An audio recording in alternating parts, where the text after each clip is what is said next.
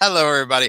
I was sitting here saying hello, and I was like, everybody drop a number one if you can hear me. And I looked, and it's like, Mike is muted. And I was like, well, of course y'all can't hear me because I've got the mic muted. How's everybody doing? Welcome back to the damn sofa. I hope y'all are doing well. So, for real this time, drop a number one in the comment section if you can hear me. Um, and let me know if you can hear me. So we can start talking and doing all that fun stuff. I hope y'all are doing well. Thank you for joining me here at the old Sofa Squad. As y'all know, well, Mr. Roscoe's back there. Now we've learned our lesson with the last live stream of me walking out of the room and leaving him on the sofa. So we're not going to do that this time because he had a howling good time if you were here for the last one.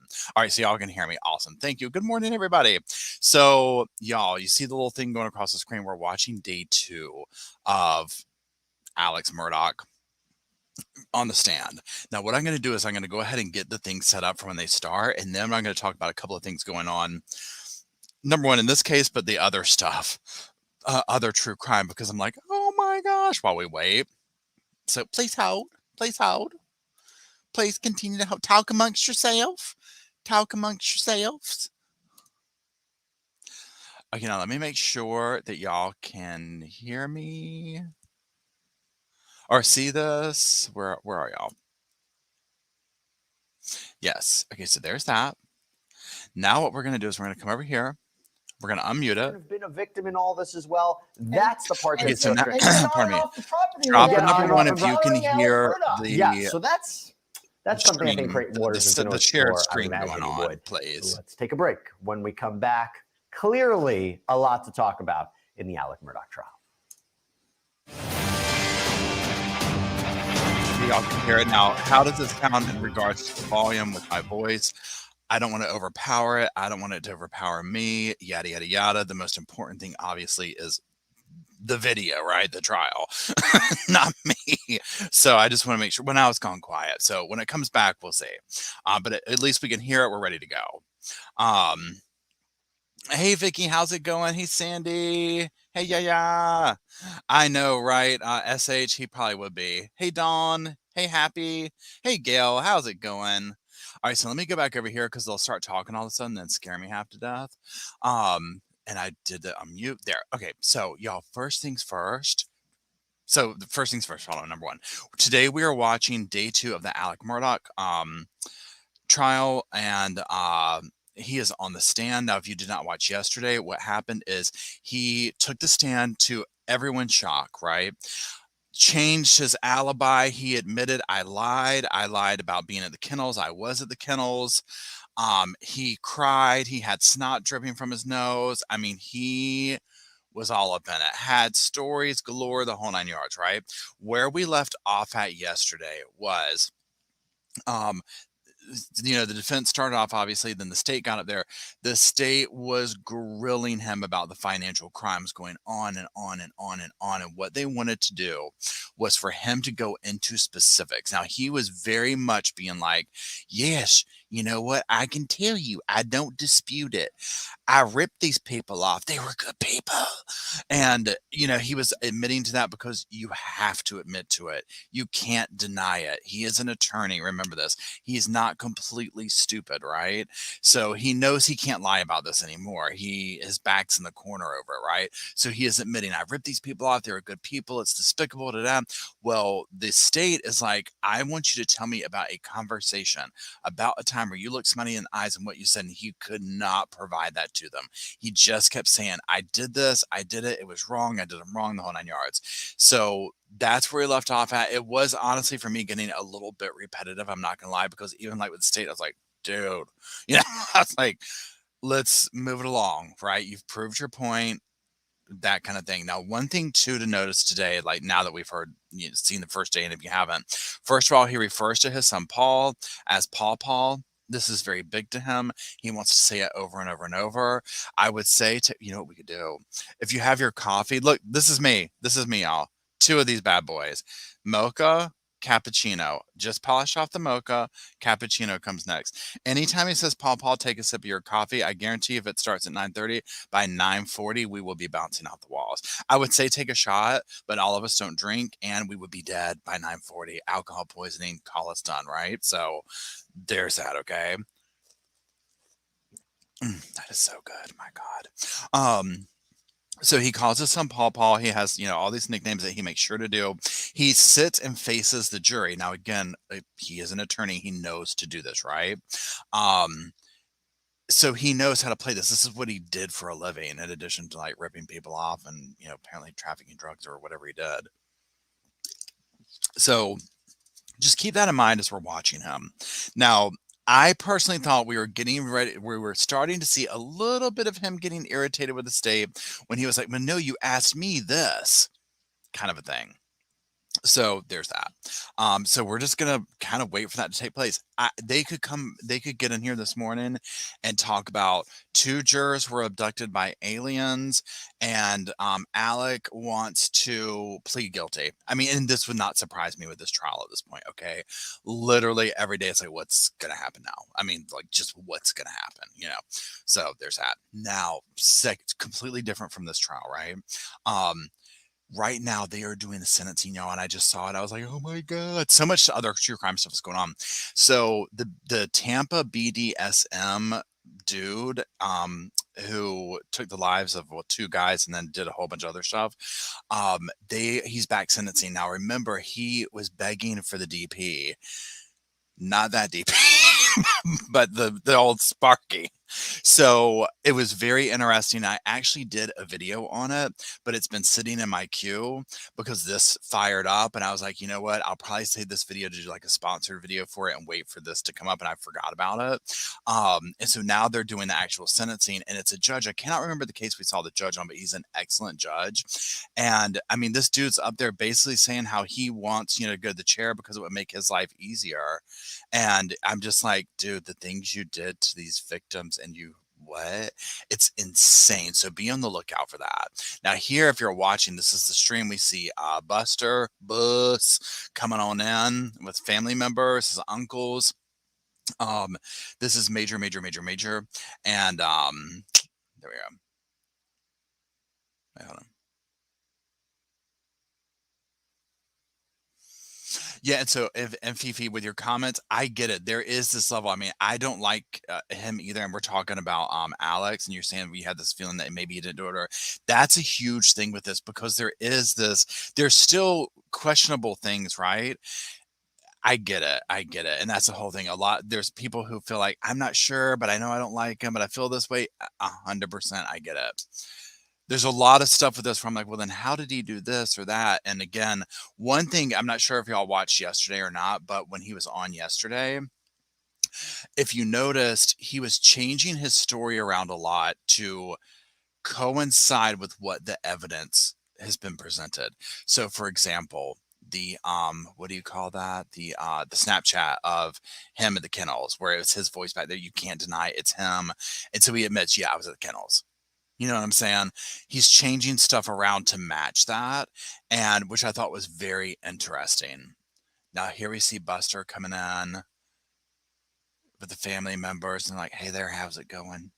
I love those shoes. Thank you. Look at the courthouse. It's just so southern. I don't know another word for it. I mean, look at the line to get in there, y'all.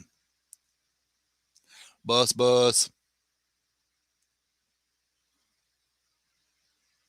Yeah, so Tina, I mean, I definitely think that he did it. I'm curious to see what the jury has to say about it. Feeding it, what's up? Feeding it, y'all. Feeding it. She's in the house. She's been here from damn day one. I hope y'all are doing well. Where y'all at now, feeding it? If you don't want to put in the chat, that's totally cool. But I hope you're doing well. Now let's see. Do y'all want to listen to what they're saying on the screen right now? Type 1 for yes, 2 for no.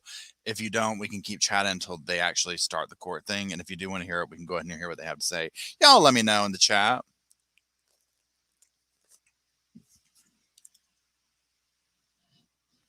We gotta know. Oh wait, is this it? Is this it? Okay, yeah.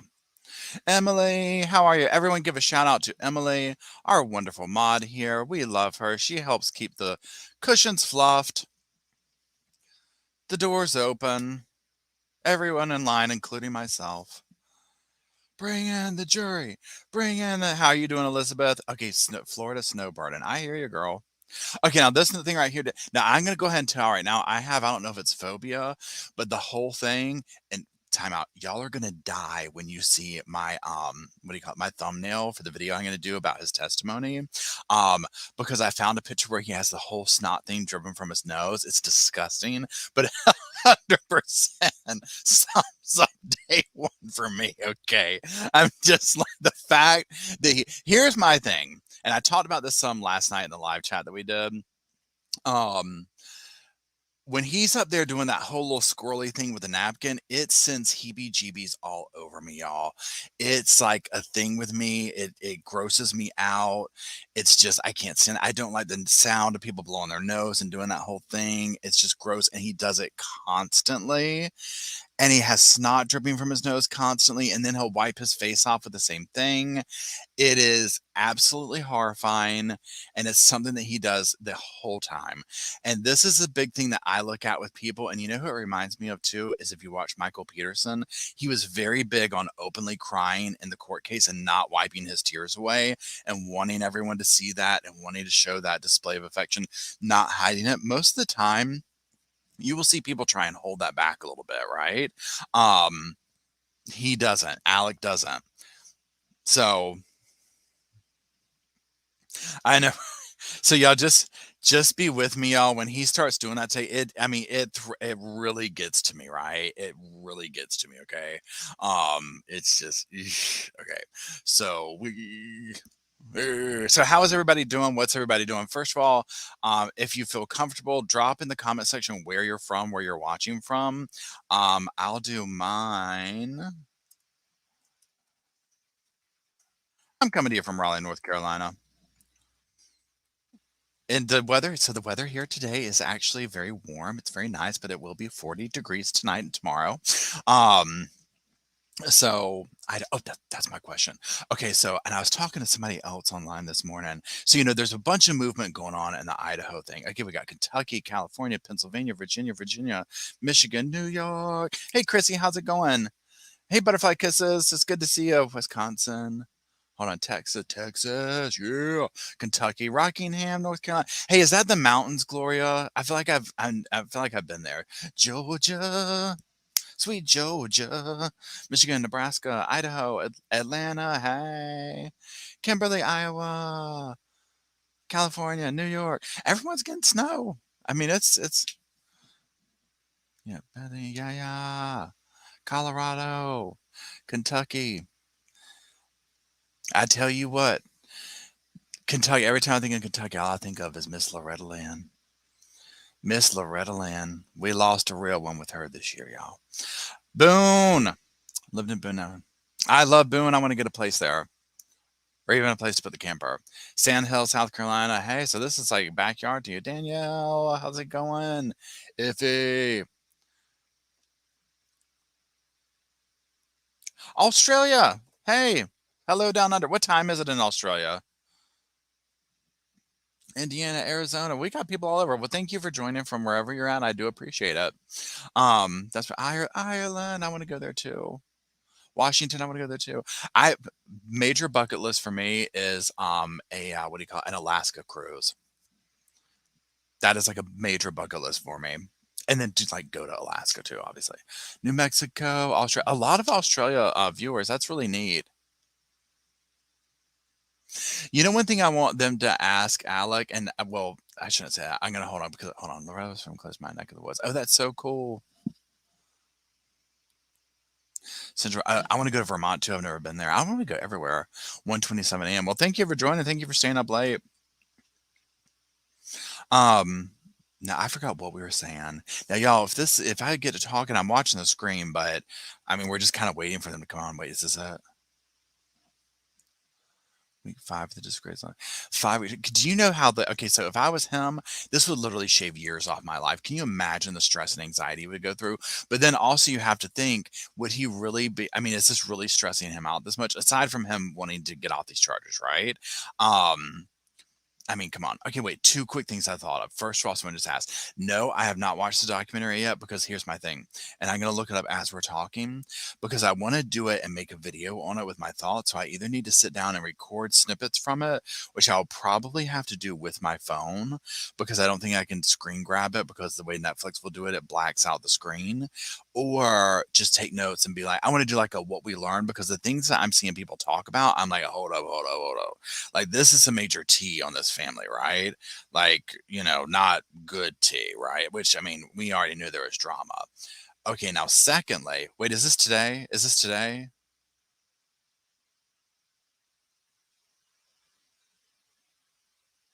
No, okay. Okay,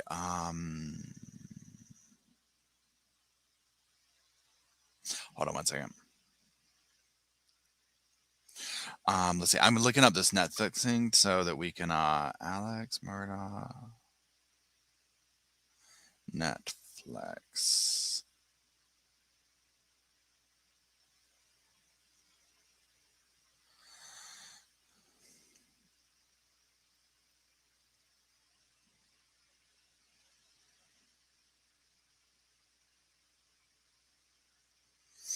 Okay, hold on.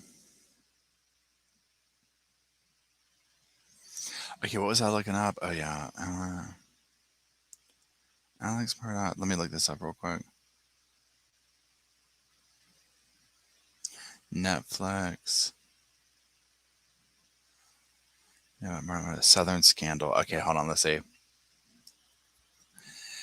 Everything you need to know about Southern Scandal since 2004. Well, how many? Okay,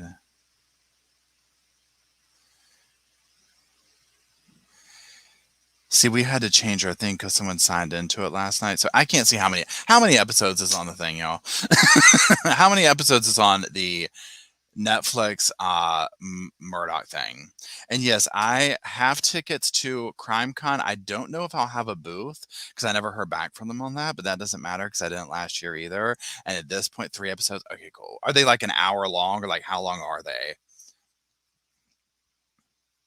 Three, three, three, three, three, two. Okay. Um, already have tickets, reservations to CrimeCon Orlando. 100% going to be there.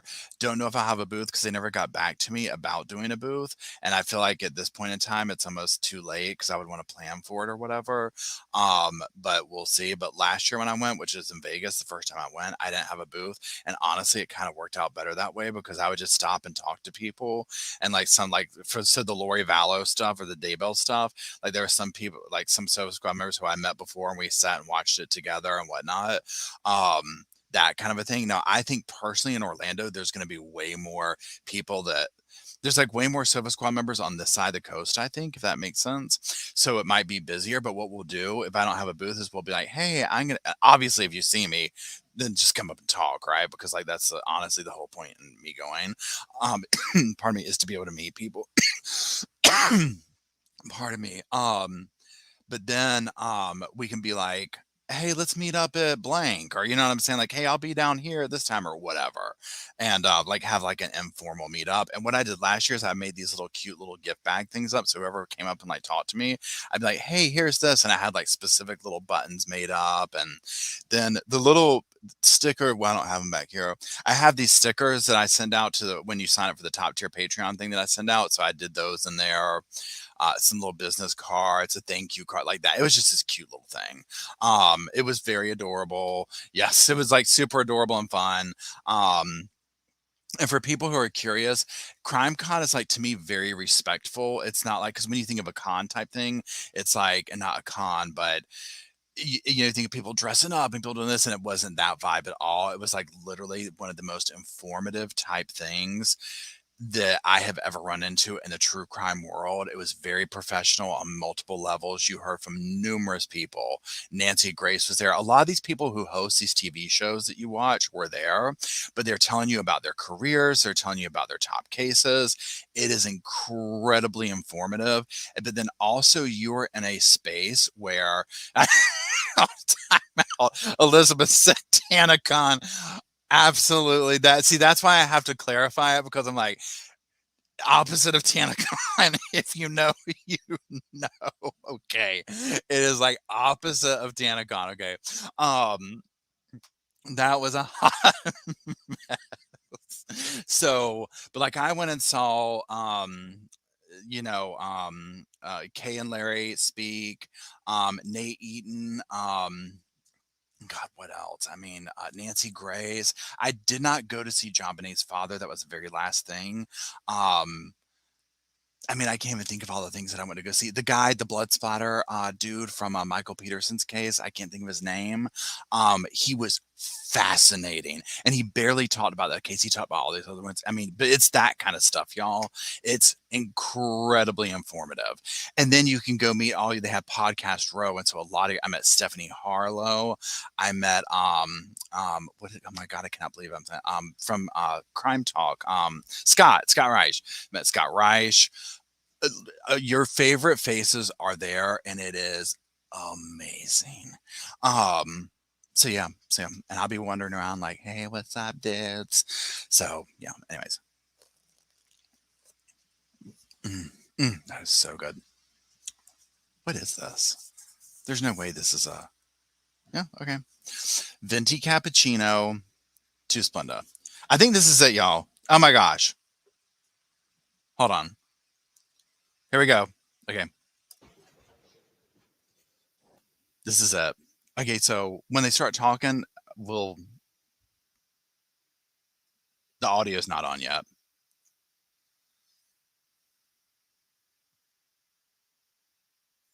Do y'all see how excited I got over that? Monique, I don't know if Bailey Sarian goes. I've never seen anything of her going. Because that honestly, people would probably mob the place. I'm not gonna lie. People would mob the place, right?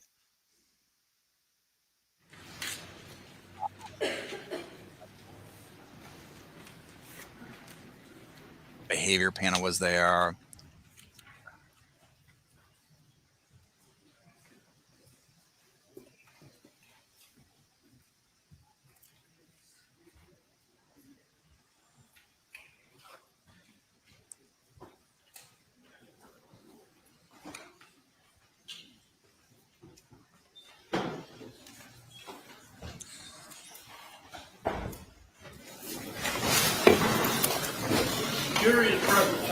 Thank you. Good morning. Good morning.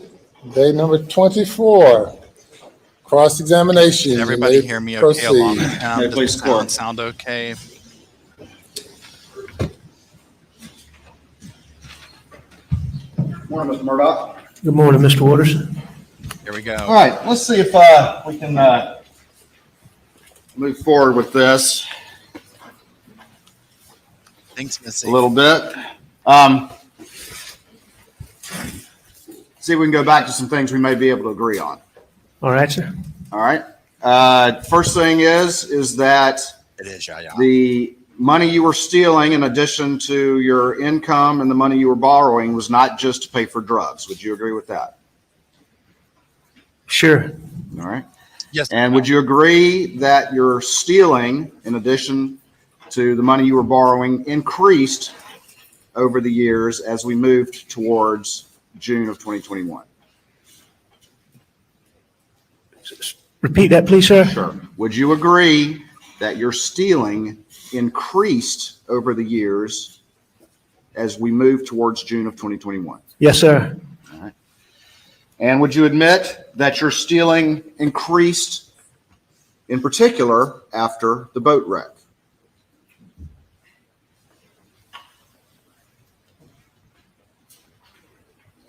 No, sir. I don't agree with that. You don't agree with that? I think I continued to do it, but I don't. As I sit here today, I don't think I took more money that I should not have taken after the boat wreck than I did before the boat wreck. Okay. But again, those documents speak for themselves, Mr. Waters, and if that's the case, then that's the case. But as we sit here, I think that I probably wrongly took from clients and people that trusted me as much money before that boat wreck as after. He All right. keeps saying And that. I'm just trying to get through this so we don't get bogged down like we did yesterday. All right. I understand. All right. So you wouldn't agree with me that in 2019 alone, you stole about $3.7 million? No, I think that's correct. All right. And would you agree with me though that figure in 2019 was generally higher than any other year that you've been stealing since 2011? In any year, sure, I'd agree with that. Okay. I thought you were talking about overall, the whole cycle. But All right. yeah, I would agree that in 2019, I stole more money than any other year. Millions. Would you agree with me that from 2015 on, your legitimate income, while still very strong, was diminishing as a general matter? Well, I think whatever my income is speaks for itself, but as a general rule, a plaintiff's lawyer doing what we do, income ebbs and flows. You have some really good years, you have some really lean years.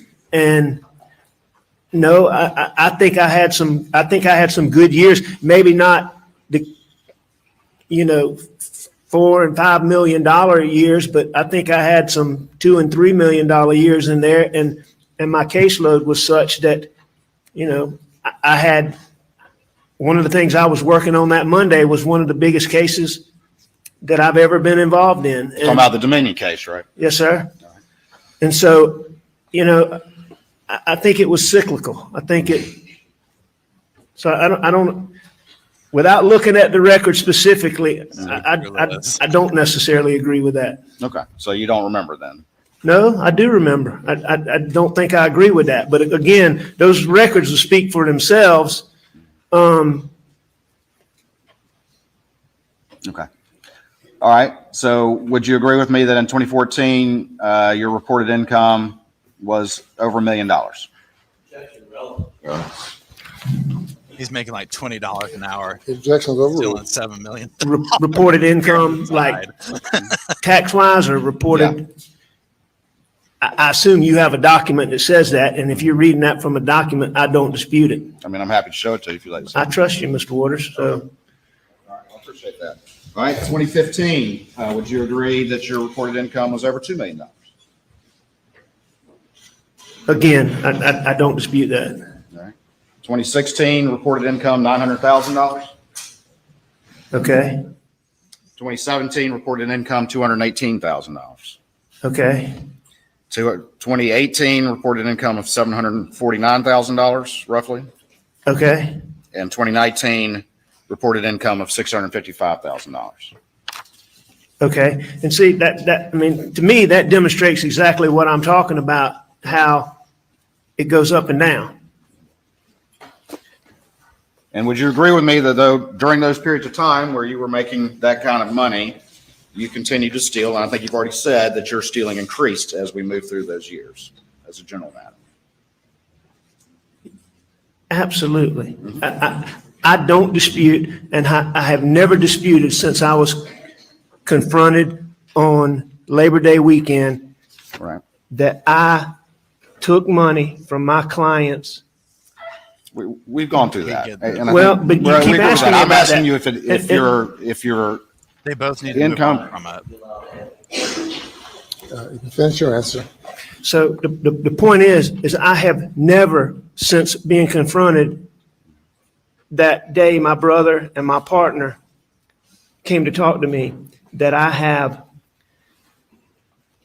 stolen money that did not belong to me, that I misled people to do it, people that I cared about, still care about, a lot of them that I love and still love.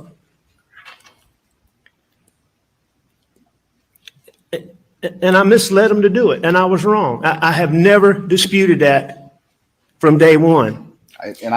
We've been through that. All I'm trying to establish right now with you, Mr. Murdaugh, is as we move towards June of 2021, what your financial condition was like, okay? I agree, you've testified to that multiple times, all right? So let me ask you this.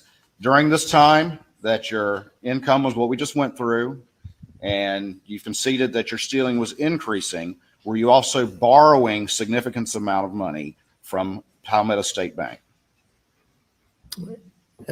Yes, I'd always borrowed significant amount of money from Palmetto State Bank, or for more than the last decade. So yes, sir, I agree with that. Yeah, but as we moved to June of 2021, did you have $1 million line of credit with the bank that was pretty much maxed out? Yes or no? As we moved to June of 2021. So in June of 21, Sure. yes, All right. And did you also have a $600,000 line of credit that was pretty much maxed out around that time? I did. All right. And did you also, over the years, repeatedly borrow six figures from your law partners? Well, I borrowed money from a law partner, Which one? Johnny Parker. Johnny Parker. Okay. And that was a fairly common occurrence over the years. It happened multiple times. Would you agree with that? I agree that it happened multiple times. All right. And you would agree also that you would sometimes use some of the stolen money to pay that back? I won't dispute that. I don't know that that's the case. I know what I saw Mr. Bernie testify to in using that particular accounting method. You know, I see that. All right. So I don't dispute that. All right. And would you agree that you also, when you needed money, occasionally borrow as much as 5 and 6 figures from your father, Mr. Randolph? I did. And would you also agree that over the years, particularly as we moved to June of 2021, you would use stolen money to pay that back? I don't dispute that. I mean, he was just shifting money That's what the around. record showed. All right. And you just mentioned here in the testimony of Carson Burney and the banker and all that, you would agree with me that as we moved to June of 2021, at least in liquid funds, you were running out of money. In liquid funds, is in money on hand or money that I could get? Money that you could, liquid funds. You're a lawyer, you know what liquid means. Where are you Well, running out I of don't know what you mean by liquid, Mr. Waters, and so money you could readily access, assets that you could readily access to pay your ever increasing debts. no, sir, I don't agree with that. You don't agree with that. I do not agree with that, Okay. and I'll tell you why. All right. So are we talking about June? I'm talking about as we move to June. Okay, but what time period are you talking All right, about? let's talk about January to June. Okay, January to June. They need January to to move on June, with the Yeah. money stuff. I could borrow money from my father. Mhm. I could borrow money from Johnny Parker. Mhm. I could go to the bank and borrow money. I had substantial equity in the Edisto house, as we've talked about. Which was in Maggie's name, correct? Well, it was in Maggie and my name. All right. So, you know, that definitely was in both of our names. Moselle was in Maggie's name. There's substantial equity in that could have been borrowed against. So under the terms as you defined liquid assets just now, money that I would have access to, I disagree with Okay. on that for those reasons that I just said.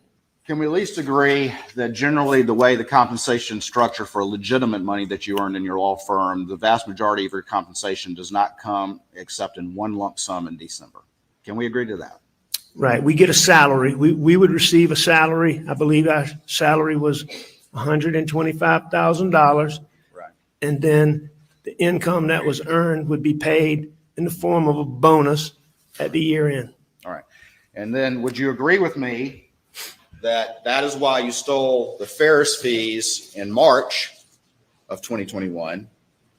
Because you were in desperate need of funds and you could not wait till December to access those funds.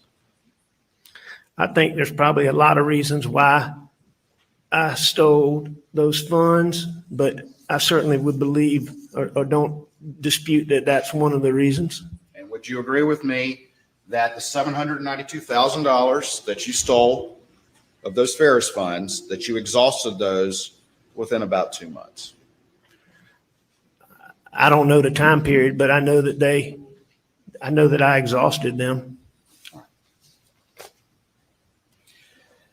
Now, again, I'm trying to get through this quickly Please do. because there's a lot more to talk about, obviously. Yes, there is. But we went through a number of questions yesterday about Like what happened to the various Paul?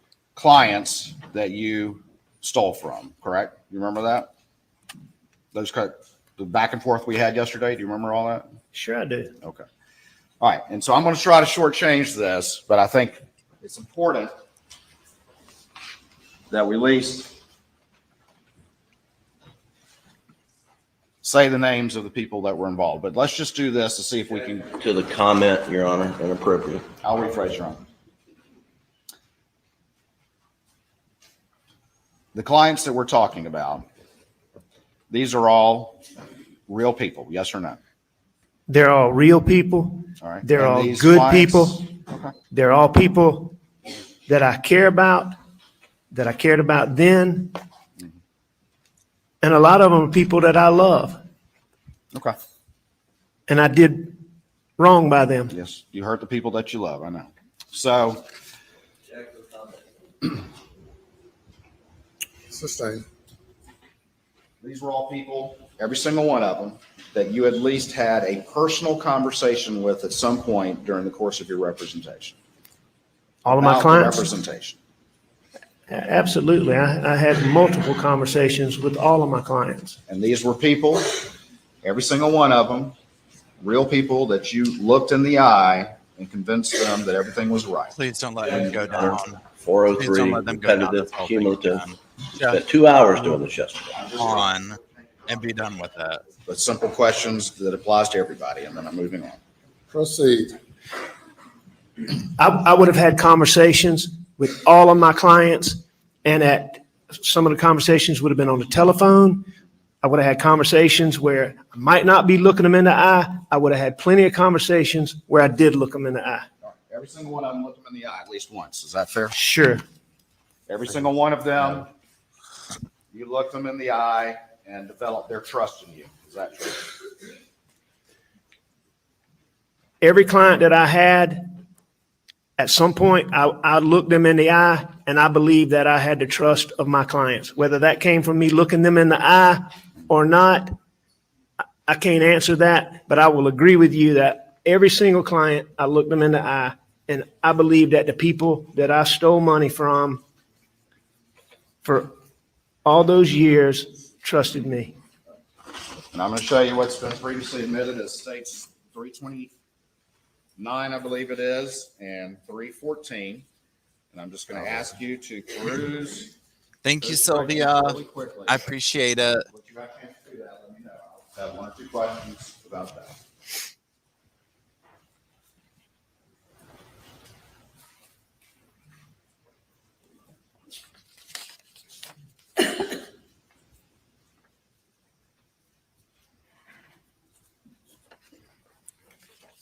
All right, so I'm sorry. What was your question? I just asked you to look at them. Have you had a chance to review those documents? I have. All right. And would you agree with me that every single name on here are either clients that trusted you that you stole from, or instances in which you stole from your law partners who trusted you as well? I agree with that. All right. So we don't need to go through each one of these, correct? You agree? Mr. Waters, like I've told you, I'll go through whatever you want to go through, but each one of those clients is just what we've already talked about. Good people, fine people, upstanding people. They trusted me. Every single one of them I did, and I do still care about. And many of them I love and consider them close friends. Like Barrett Boulware? Absolutely. It's a perfect example. And you stole from Barrett Boulware. I did. You recall a conversation that you had with Ronnie Crosby in which he told you that Barrett was desperate for money because he needed his wife to stay in a hotel near him while he was undergoing treatment for terminal cancer around the time that you stole from him. Say, Your Honor. Objections overruled. I don't recall that conversation, but, I knew Barrett was sick. But, Barrett is a unique situation. I mean, Barrett, Barrett is and was dear to me as a friend. But I mean, Barrett and I had a long history, you know. I guess and I lied probably more by omission, lies by omission in stealing that money. But that's a perfect example. You keep asking about me having these conversations Thank and you, looking people in the Marsha. eye. I mean, that's a perfect example. I mean, when I stole that money, he was nowhere around. It was more based on lies by omission. And Barrett and I had such a history, these real estate deals that you're asking me about. Barrett was one of my good friends, and we had been in these real estate deals together. Barrett was just an interesting person. He was a shrimper, was born and raised in Allendale County. And he moved down to the coast. And Mr. Murdaugh. as shrimping. Mr. Murdaugh, I don't know that we need Barrett's entire life story. No, but it's important to Let me just understand ask this you based on the this. question you asked. I don't think his entire life story is responsive, Your Honor. And I'm not intending to give his life story. I'm just telling you a little background. Go so ahead. you'll Tell us understand about it. your friend that you stole from. That's fine. So Barrett started getting Thanks, into Brenda. real estate, and he was really good at it. And so I started getting involved with him in that. He could go out and find pieces of property that were really cheap, get them and sell them and make money. Well, we got in some of these deals, and we got in as Barrett and it was some other people. Well, when the recession hit, one of the reasons these land deals caused me trouble is because the people that I was in these deals with no longer could pay. Whereas I might have gone in and I was a 20% person. I'm now all of a sudden, either I have to default at the bank and affect credit, affect the ability to borrow, or I have to pay 100%. And so that's what I did. I paid 100%. And so there were years where I was paying, instead of a fifth or a half, I'm paying the whole thing. And it equated to hundreds of thousands, it equated to millions of dollars, which is one of the ways why I ended up with the Moselle property, because I had paid more than $1 million in monies for Barrett, and that was part of the deal in the trade in me purchasing Moselle. So what you're telling me is you felt like you were entitled to steal from him. No. You know what? I will tell you this, that, you know, when you're doing the things wrong that I was doing, you have all kind of ways of justifying it. And I'm not saying that makes it right by any means, because it's not. It's wrong. I've said that 100 times. But when I was doing it, and I was as addicted as I was, and the things I was doing, there's all kind of things that you know, to be able to look yourself in the mirror, you lie to yourself. And I guess self-justification for these bad things, you know, I guess is what I was doing. But, you know, Barrett had owed me so much money that when I took his money, I just didn't tell him. Thanks, Monique. So it was I appreciate a it. lie by omission. All right. All these people on these two exhibits, these are real people that needed this money. Is that correct? I'm sure they did. But it was more important to you that you stole their money on top of the 40% of legal fees that you were taking. I've never asked that question. I stole their money. It was more important to you than their needs. Is that correct? Objection. Objections overruled. I don't remember sitting down and calculating, okay, is this more important? You know, one of the self-justifications that I talked about, Mr. Waters, is, and this is one of the things, again, I want to make it clear. I don't, as I sit here today, I do not believe that any of this justifications that I'm talking about made any of this okay, because I don't. I've owned up to all this money I stole, I've tried to since I was confronted, and I continue You got me snorting here over today. But one of the justifications at the time when I was taking pills and doing the things I was doing was I may ask a partner, okay, how much is this case worth? And if one of my partners, and I may not even give them all the real facts, okay? So if they said this case is worth $100,000, okay, and I go out and I get them $300,000, you know, that's one of the stupid little things. Okay, well, this isn't the same. And that's one of those justifications that I used in looking back on this that I don't know how I did. But so to sit down and say, did I evaluate that they needed the money more than I did? You know, I don't think I did that. I think I was selfish, and I think I just took the money. Okay, I think I understand. Let's move it along.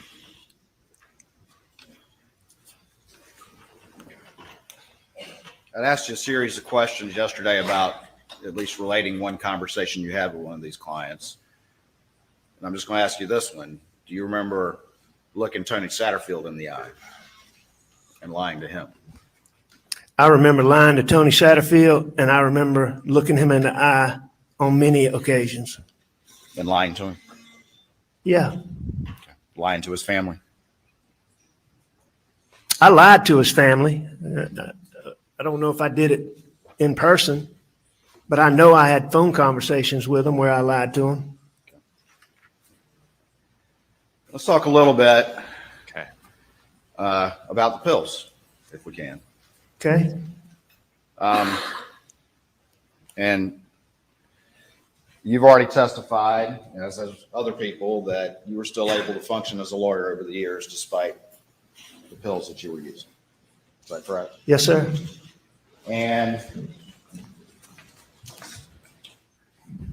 you were able, of course, during this period of time to engage in these relatively complicated thefts that increased over the years that we've just talked about, despite the pill usage. Is that correct? I was.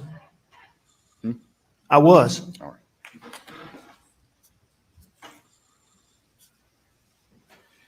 And you were also able to, during this time period, convince your staff that nothing was amiss with all of these exhibits, despite your pill usage. I mean, most of those didn't require convincing my staff, but just so we're on the same page again, I acknowledge that I certainly allowed them to be misled. I certainly allowed them to do things that I shouldn't have done on my behalf, knowing that they trusted me. How many pills were you using a day? Depends on a number of items. Most importantly, how strong the pill was. Okay. Well, let's talk about, let's say, start maybe in January of 2021 and move forward. Can you describe to This the will be jury interesting to hear what your talk about daily this pill part. intake was like?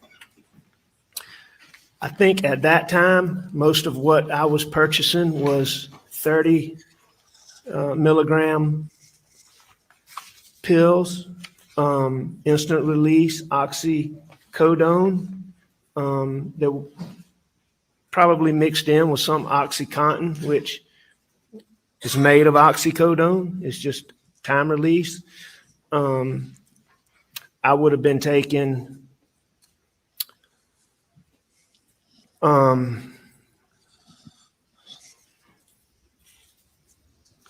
anywhere from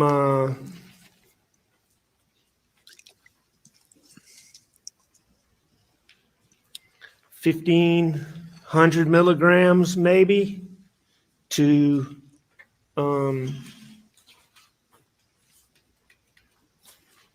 maybe 1,000 or maybe 1,000 milligrams or 1,200 milligrams on a day I didn't take as much or didn't have as much, up to, I mean, there are days, many days, a lot of days Most days were more than that, and many days would be,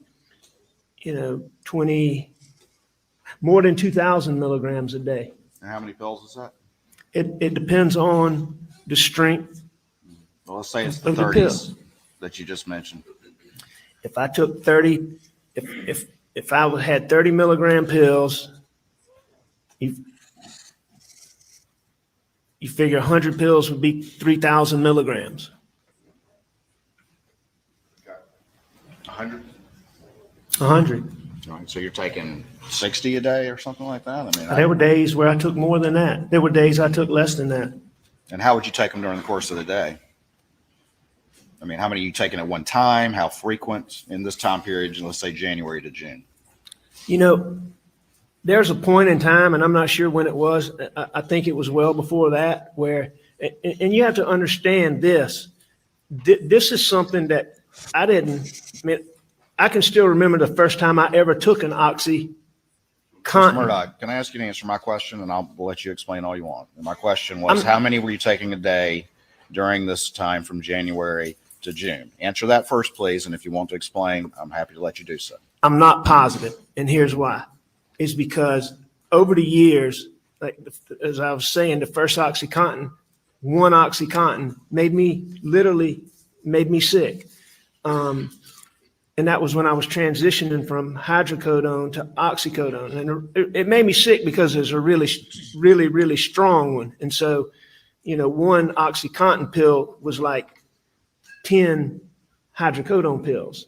So, but anyway, as I took more and more, and over the years, it just, you build up a tolerance to pain pills. And so what might give me this energy, one of the reasons I became so addicted is, some people talk about pain pills and how they make them lethargic and, where they can't do anything and they feel.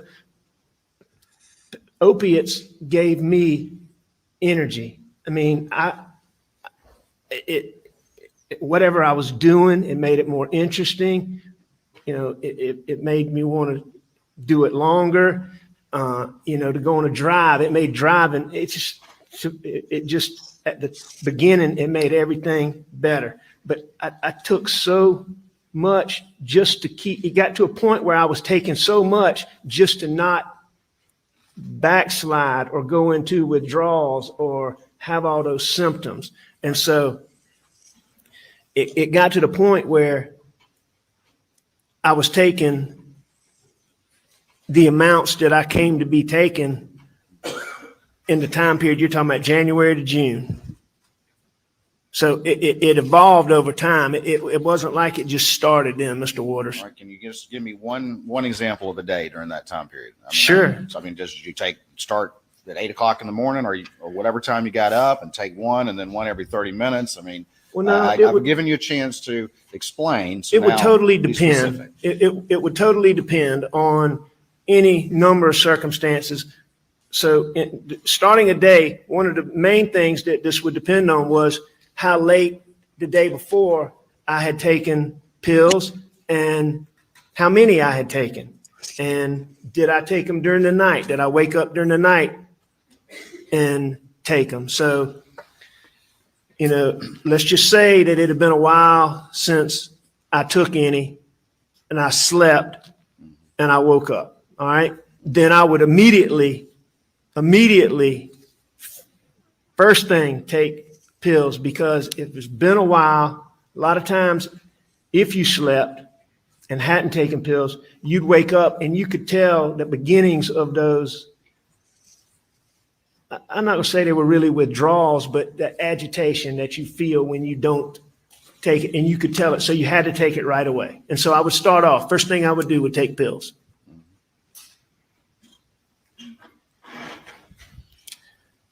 And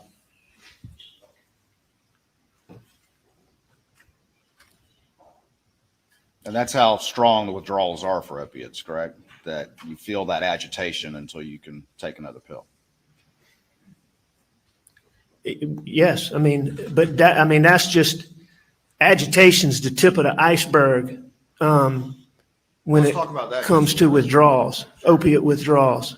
I think you said in your what's been played for the jury and the telephone conversation with Special Agent Kelly and you talked about withdrawals, just how strong they are, how you're willing to do anything to make them stop, correct?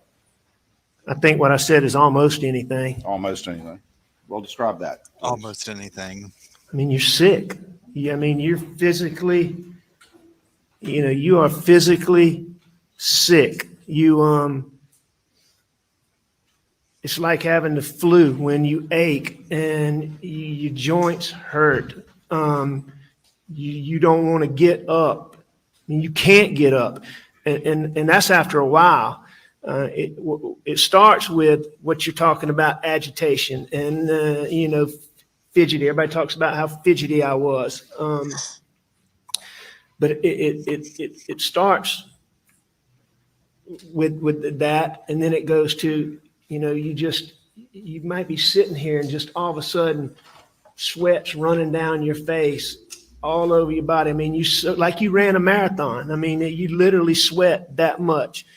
The next thing that comes on after about, 12 hours is, I call it jumpy legs, but I mean, there's no way that you could sit right here in this chair. I mean, you couldn't remain sitting. I mean, you would have to get up and move around. And I mean, it's like your legs don't want to work. And that lasts for about anywhere from 18 to 24 hours. During that period, the intestinal issues come in, and I mean, you can't control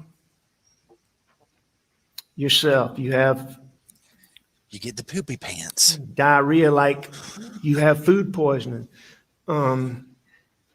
You throw up. I mean, you're physically sick. How many times did you try to self-detox? Mr. Waters, dozens, if not hundreds. It's so many I can't tell you. And those symptoms you just described are extremely powerful and made it very difficult to do that. Is that correct? Made it difficult to try to self-detox. Oh, it's extremely hard. You mentioned yesterday.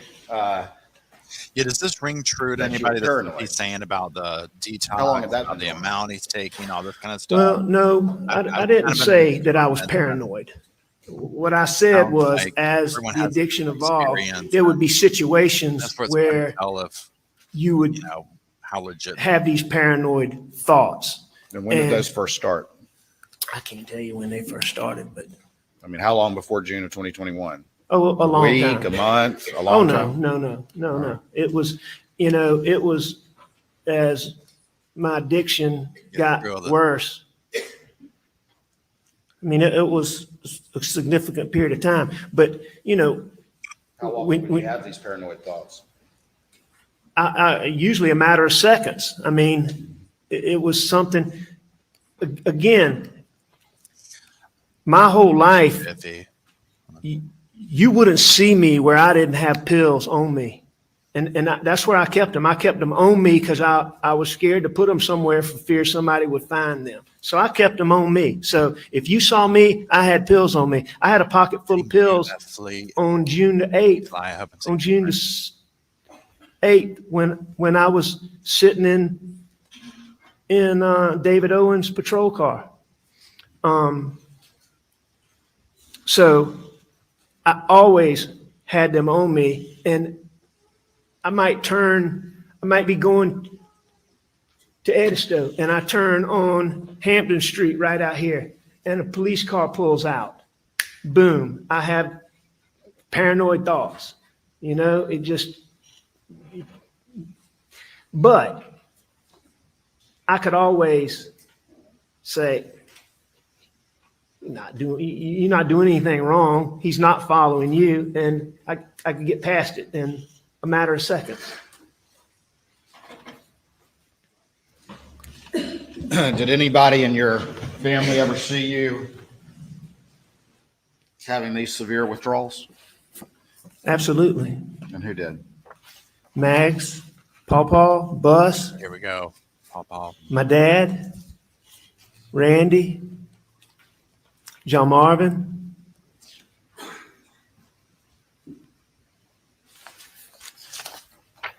And just to be clear, Randy and John Marvin never saw me having withdrawals before September.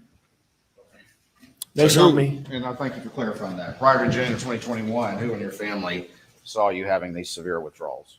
Bus, Paw, Maggie, my dad.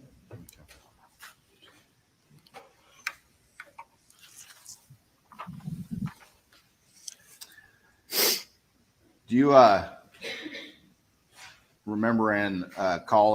remember calling Paul a little detective? Okay, y'all. I don't know that I ever called him a little detective, but I think Maggie did. I may have. I mean, Paul was very intuitive, so I heard think you said Miriam. that during one of your interviews. I heard Miriam call him a little detective. I know Maggie used to call him that. Did that have anything to do with the pills? Well, yeah, it had something to do with it, but I mean, Paul was always that way, but Which thing that too? what led him to be called a little detective. Certainly there were times when Paul found pills. Including just a month before the murders. Is that correct? No, sir. You recall 6/5/23 that was entered into evidence, which is a text from Paul to you, I did. which he said that Maggie found pills in your bag. Right. Tell me about what happened after that. You asked me about Paul finding them, but it was Maggie that found them. Fair enough. So it was Maggie that found them? Yes, sir. Okay. Fair enough. But Paul's the one who reached out to you, correct? On that occasion, yes, sir. And what was the discussion after that? I can't remember exactly what it was, but it was about that I'd had eye surgery. I don't know what day it was, but days before that, the day Maggie found them, Maggie drove me to the doctor for me to have my cataract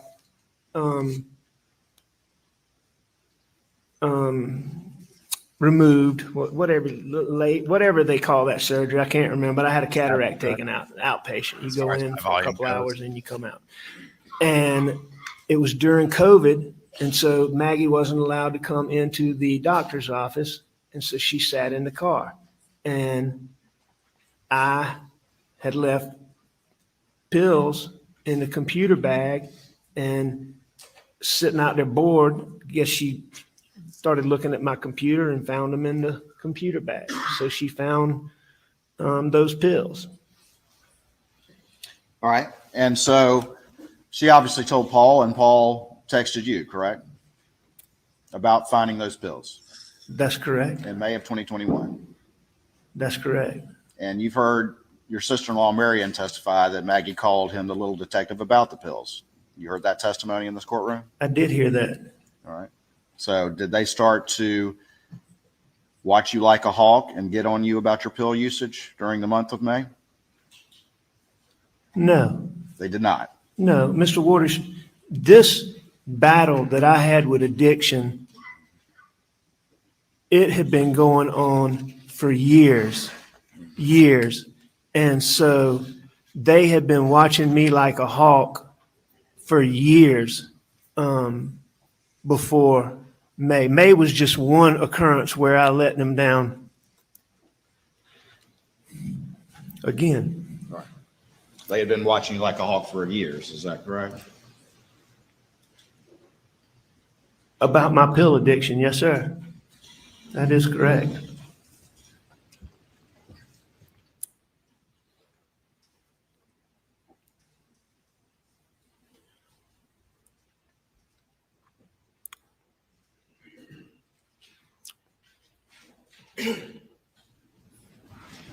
This time in May, that wasn't the only time that Paul found pills or Maggie found pills. Is that correct?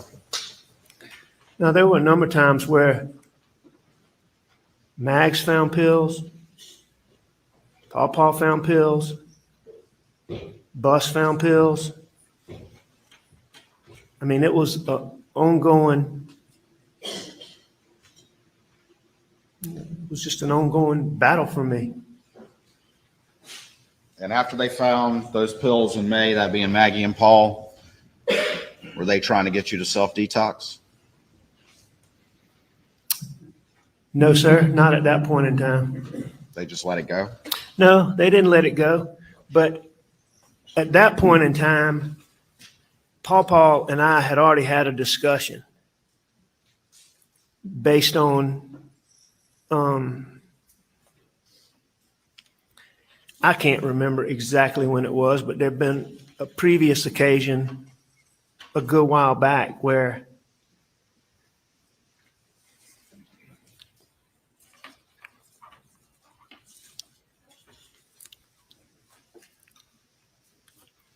there'd been a previous occasion where either Maggie or Paul had found pills, and Paul had come to me and asked me, and I told him, you know, I was back on the pills.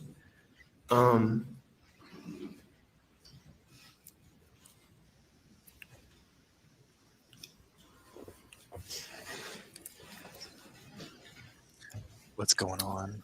And Y'all, he's going to start with the, oh Lord.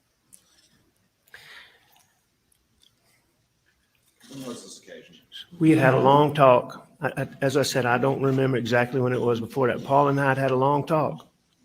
And we'd agreed, I had agreed, and I detoxed so many times. I'd been to detox. I detoxed at home with Maggie's help. I detoxed at home with doctor's help. I detoxed on my own, tried to, and it just detoxing just didn't work. It just, you could detox, but you couldn't, no, not you, I couldn't stay off of them. And so, Oh no. He's going to start the little dripping over the nose thing. It's going I to promised Paul with me.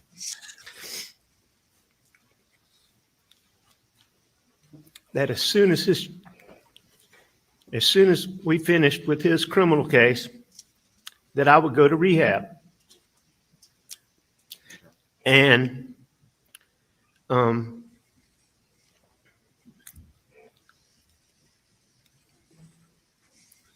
and on this particular occasion, Paul knew that his mom worried about me so much with pills that on this particular occasion, Oh, here goes. Just get him a box I of tissue. think that Paul convinced Maggie that I got those pills in anticipation of the eye surgery, but that I never took them, so that she would not worry that I was once again. So you're talking about, now you're claiming that about the time in May, that Paul talked to Maggie and convinced her of that? Or are you talking about a different time? I'm not claiming that, Mr. Waters. That's a fact. This is what happened. All right, we're hearing that now, correct? Hearing what now? What you just said. Well, you just asked me this. Mr. Waters, you keep making an issue about first time you hearing these things. When I got arrested and I went to jail, we began reaching out to you to talk to you about all of these things, to try to tell you everything that I'd done, to give you all these details to help y'all go through these financial things. And up until the time that y'all charged me with murdering my wife and child, you would never give Jim Griffin a response to our invitations to sit down and meet with you. So you're So- telling me I never responded to Jim Griffin? Is that what you're saying here today? I'm telling you, Are you saying that you ever before yesterday reached out to anyone through yourself or through your attorneys and reached out to anyone in law enforcement or the prosecution and told them the story about the kennels? Are you telling me that? what I'm telling you, Answer my Mr. question Waters, first, please, sir. Answer my question first. Did you ever reach out to anyone in law enforcement or the prosecution and tell that story that you told this jury yesterday about the kennels before yesterday? did I ever reach out to law Did enforcement you- to say, I want to tell you about the kennels? No, sir, I did not. What This is I, the Fifth Amendment line. Pardon? This questioning about him volunteering information on these charges violates his Fifth Amendment rights, and we strongly object. Any more, we have to make a motion. He brought it up. The objection's overruled. what I did was, so, Answer yeah, my question first, Your Honor, sir. for the record, he did not bring it. He was talking about financial Sit down, stuff. Mr. Griffin.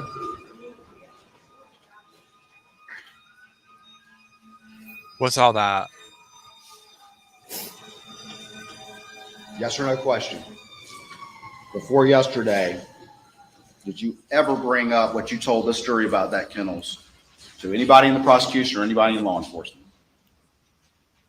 no, I didn't have the opportunity to, Mr. Waters, because you would not respond to my invitations to reach out and tell you about all the things that I'd done wrong.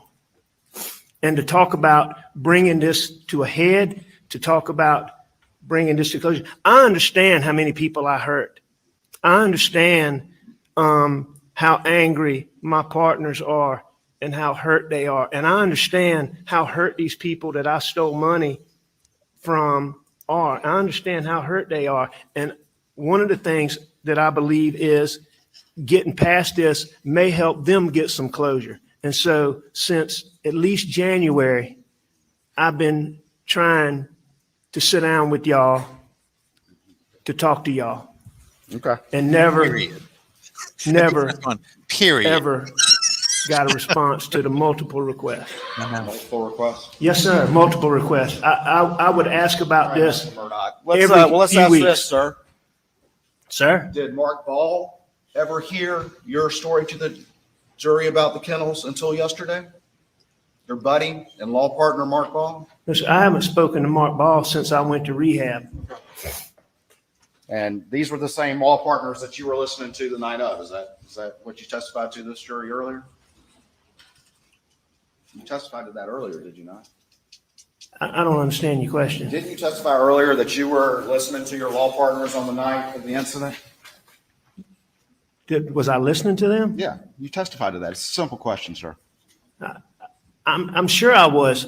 When are you talking about? On June 8th in the early morning hours, you testified to this can't. jury that you were listening to them, but you never told them the kennel story either. And they heard it for the first time yesterday as well. Isn't that correct?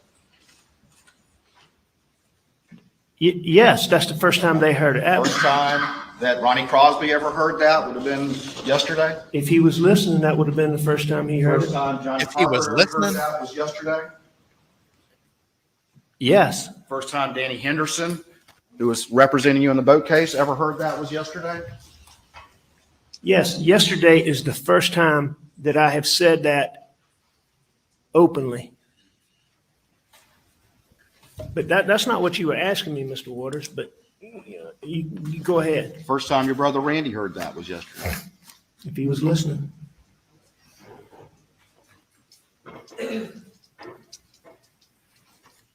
Yeah, this is like I want to crawl under the sofa.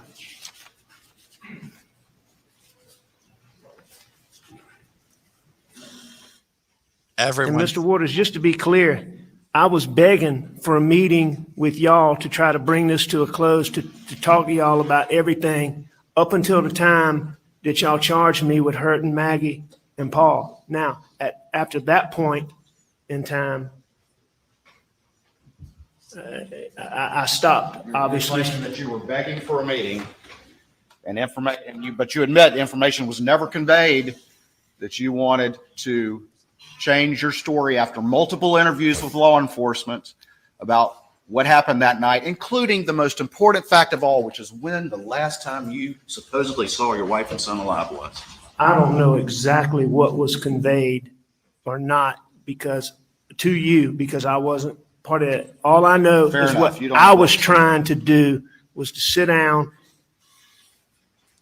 I understood to bring all this to a close that y'all would want me to sit down and go through all of these financial things, all of these things that I'd done wrong. And to try to bring that to a close, I was repeatedly trying to sit down with y'all. The reality is, Mr. Murdaugh, is the reason why no one's ever heard that before is because you had to sit in this courtroom and hear your family and your friends, one after the other, come in and testify that you were on that kennel video. So you, like you've done so many times over the course of your life, had to back up and make a new story that kind of fit with the facts that can't be denied. Isn't that true, sir? No, Go sir, on. that's not true.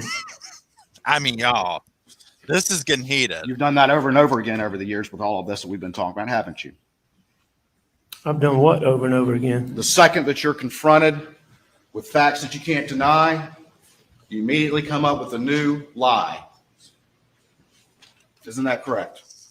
He's very hyper. Mr. Waters, as we've established, I have lied many times, but I can't sit here and tell you that, what are you talking about, facts that I can't deny? That I would disagree with that proposition that you're putting out, that was what I did all the time. But in doing that, I admit again that I've lied to people that trusted me.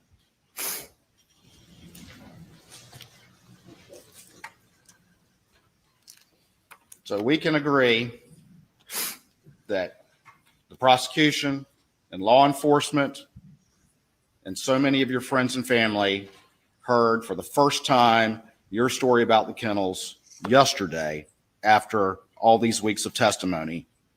Can we agree on that? That law enforcement, my partners, and my friends heard me say that for the first time. Yes, I agree with that.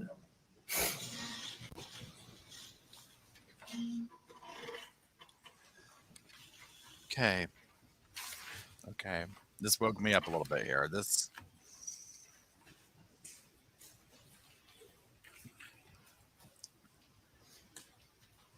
Would you agree with me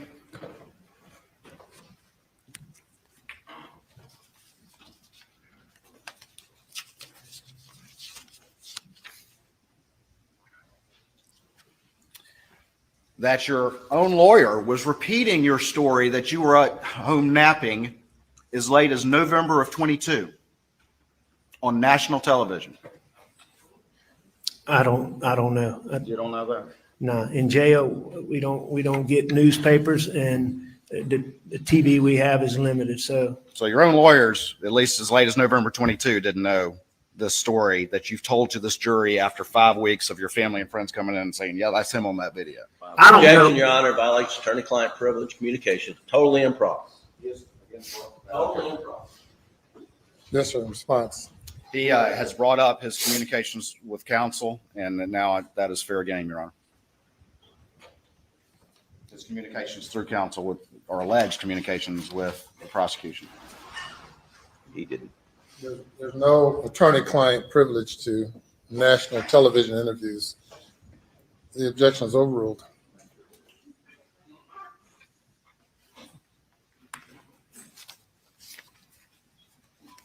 I mean, oh man. Are you waiting for me to answer, Mr. Waters, or did I answer? I think the point's made. All right, sir. You said you were unaware of that national television interview. Is that what you said? You were Unaware of what national television The interview? one where your lawyer repeated that story as late as November of 2022. Your story that you were actually home asleep at the house. The During the 8 o'clock hour. only national TV ad that I'm aware of is not ad program is one that Mr. Griffin was involved in. Was a. Are you referring to like a Dateline something?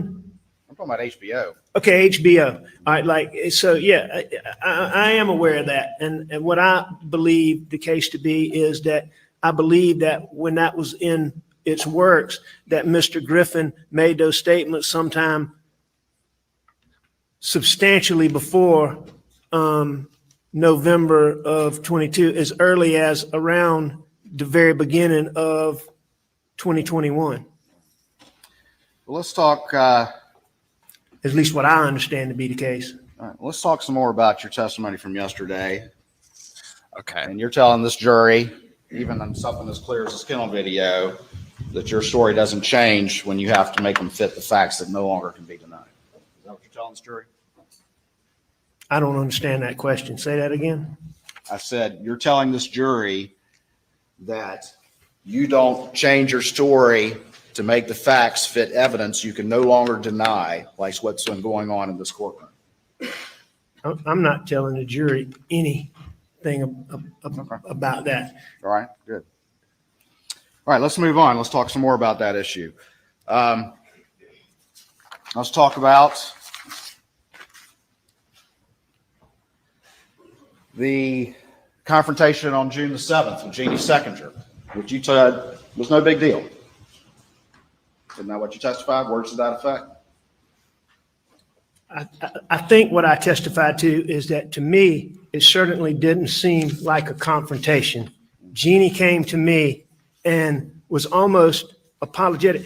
And this is what I believe, Mr. Waters, is I believe that what Jeannie Seconder and my partners have had to go through since September has been hard. I know I could see it. I could see the hurt that I caused them. And I know that they're betrayed, and I know that they're angry, and I know that they're hurt. And I want to make clear to this that while I disagree with what Jeannie said as to it being a confrontation, because I don't believe that it was, I don't think that she was lying. I think that she feels it. I think that, she believes that that's the case after all this time that she's had to deal with this. But on June the 7th, when she came to me, she was almost apologetic. You heard her say that she said that she wouldn't be doing her job if she didn't do this. And it was made clear to me that someone had said this, that I had to make sure that income came through the firm, that I couldn't structure money. In other words, I had the impression that there was concern that maybe, like Mark Ball and Ronnie Crosby said, that maybe I was hiding fees because of the civil boat case. But that conversation was so quick, Mr. Waters, that you keep using the term confrontation. I didn't take it as a confrontation. And you're telling this jury you're not making that issue fit, make your story fit with those facts by saying, it wasn't a big deal, and Jeannie, she's hurt, so she's overreacting now. No, that's not what I'm saying. Stand and testify. What I'm saying is exactly what I just testified to, that to me, on that day, that was not a confrontation. It ended almost as quickly as it began, and I didn't think about it again for a period of time until after everything happened. You testified earlier, you get paranoid if a police officer turns out behind you, but you're not getting paranoid when Jeannie comes in here and says, I need an answer about these fees? No, because I believe you took them? No, things like that wouldn't cause the paranoid thought and the paranoid thinking. It was always related to pills. It was always, okay, that reaction that somebody just gave me. It was always related to pills. Do they know something? Did something somebody said? It was, I mean, the times that's what, when I had to deal with paranoid thinking, that, if a judge confronted me in the courtroom about a piece of evidence, or if Jeannie asked me about that, those are not things that gave me paranoid thinking. Okay. I mean, in all fairness, I And you would testified be the same thing more about the paranoid vote about hearing on June cops 10th. than Not a worried about it. situation No like big that, deal. I guess. Correct. You know what I'm saying? Like, No, I didn't say that it was no big deal, but I said that my main concern about those motions coming up on June the 10th dealt more with the venue motion than they did with the motion to compel, I believe is what I Are said. you telling this jury that you didn't testify yesterday that you weren't concerned about it? I wasn't overly concerned about it. Okay. And I'm sure I had some level of concern because the venue motion was a big issue in the case. Well, were you concerned enough about it to bow up on Mark Tinsley at the trial lawyers conference and say, "What are you doing, Bo?" No, absolutely, unequivocally, never happened.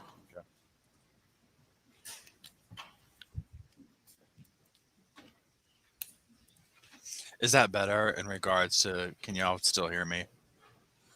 Well, now they got quiet. Hold on. If the Ferris fee issue How is this in regards to when they're comes to talking light and I'm on talking? June the 7th, you're not going to be able to borrow money from Johnny Parker anymore, are you? If the Ferris fee, hypothetically speaking, if the Ferris fee came to light on June the 7th, well, here, any point in time, if the Ferris fee came to light, Johnny Parker would not loan me money. Okay. If Johnny knew that I had taken fees, I would not have been able to borrow money from Johnny Parker.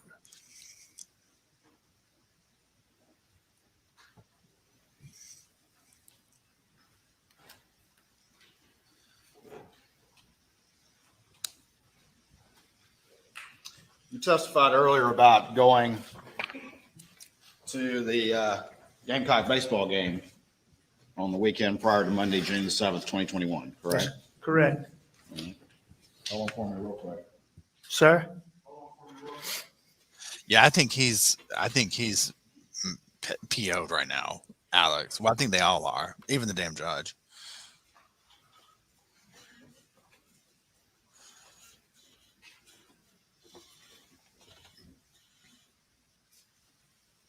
Yeah, look at the look.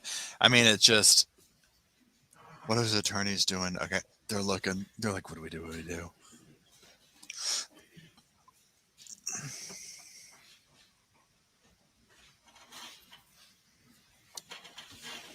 All right. I'm going to show you what's been marked as stage 572 to this trial. You got your readers with you, or your glasses. And first, I just want you to look through that document and then answer the question, do you generally know what that is?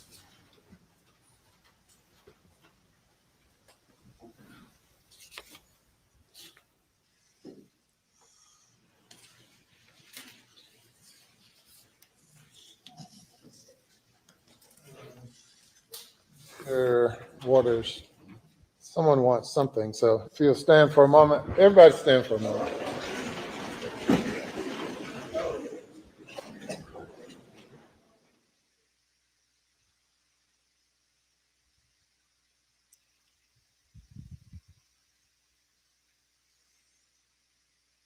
Does anybody know why he's making them stand?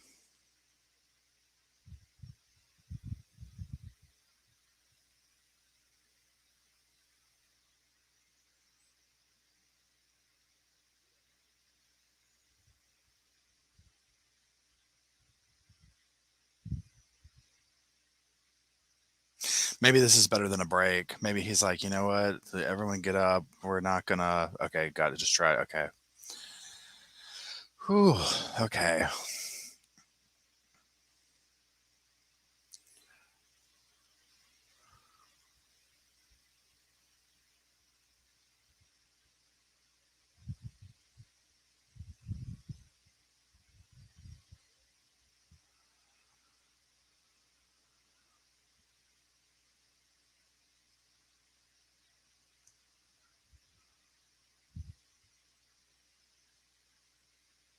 We come to order. Oh, God, scared me to death. Okay. I should have stood up too. I've got my little blanket on. I'm cold. May it please the court. Have you had a chance to review that, Mr. Murdaugh? Yes, sir. All right, and do you recognize what those are generally? I do. And what are they? Text between Maggie and I. And what day did they take place? June the 6th. June the 6th, 2021. Is that correct? That's correct. Yes, sir. At this time, the state would offer states 572 into evidence. No objection. To admit without objection. All right. Tell the jury, where were you when these texts were taking place? I was in the hotel, And what city were you in? Columbia, South Carolina. And where were Uh,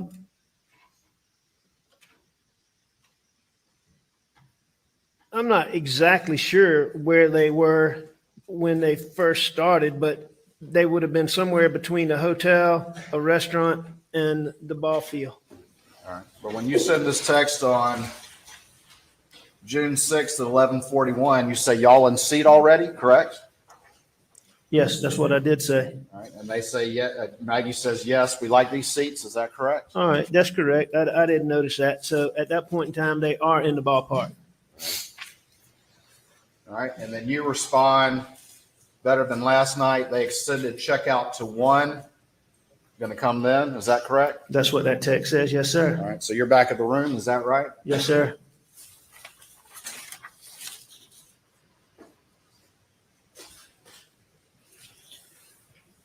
Later on, you text after she asked you to bring a charger and says, Muggy, you text, I'm dreading it. See you in a little bit. Is that correct? That's what I said. Yes, sir.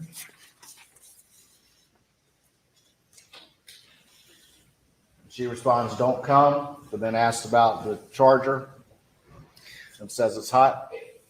Is that correct?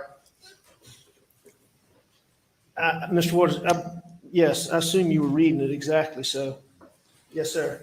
All right.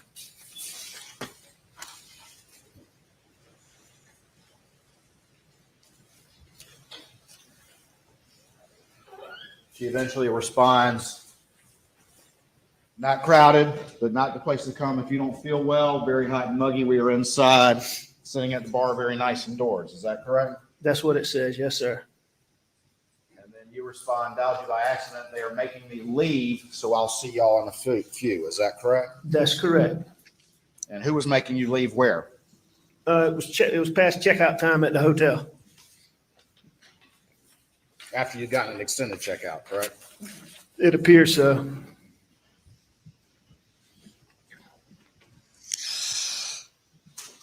And the reality is that you were in that hotel suffering from withdrawals when that's going on. Is that correct? I was beginning to. Yes, sir. All right. And the reality is that your wife and your son were on you at that time period because they had found pills just a few weeks prior. No, sir, that's not correct.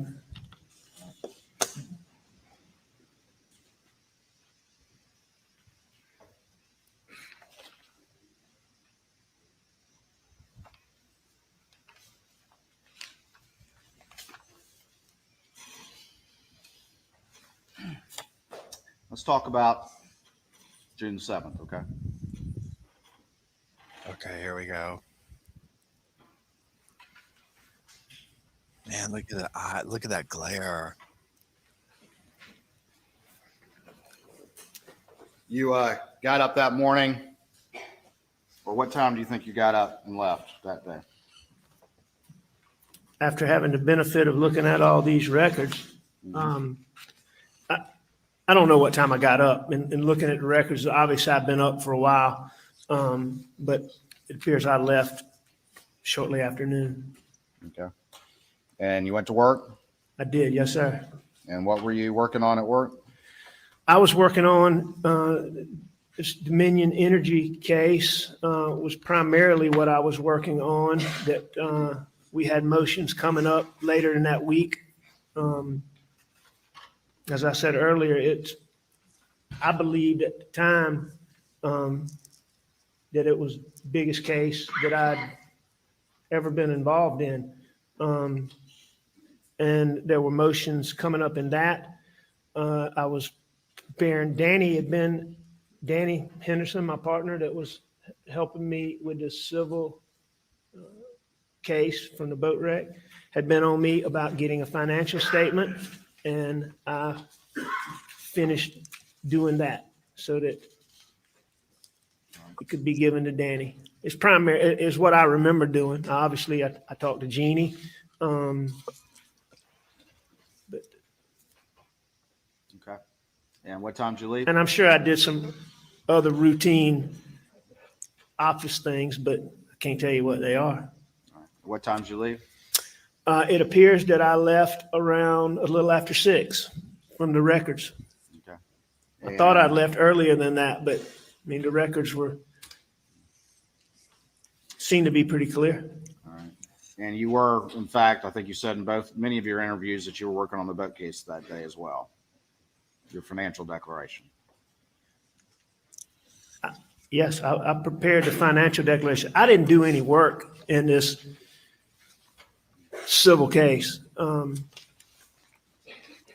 So my work in that is what I did. I prepared the financial statement, which took me a little bit of time to get the details on that. But I mean, that was the work I did in preparation for the motions coming up. And what time did you get home? And looking at the records, it looks like I got home a little before 7, 6:45, I think, 6:40 something. Then you and Paul rode the property? That's correct. And you told law enforcement you shot a 22? That's correct. You told law enforcement that you never saw any blackout? That I'd never seen a blackout? That at that point in time when you and Paul were riding the property? No, I did not see a blackout.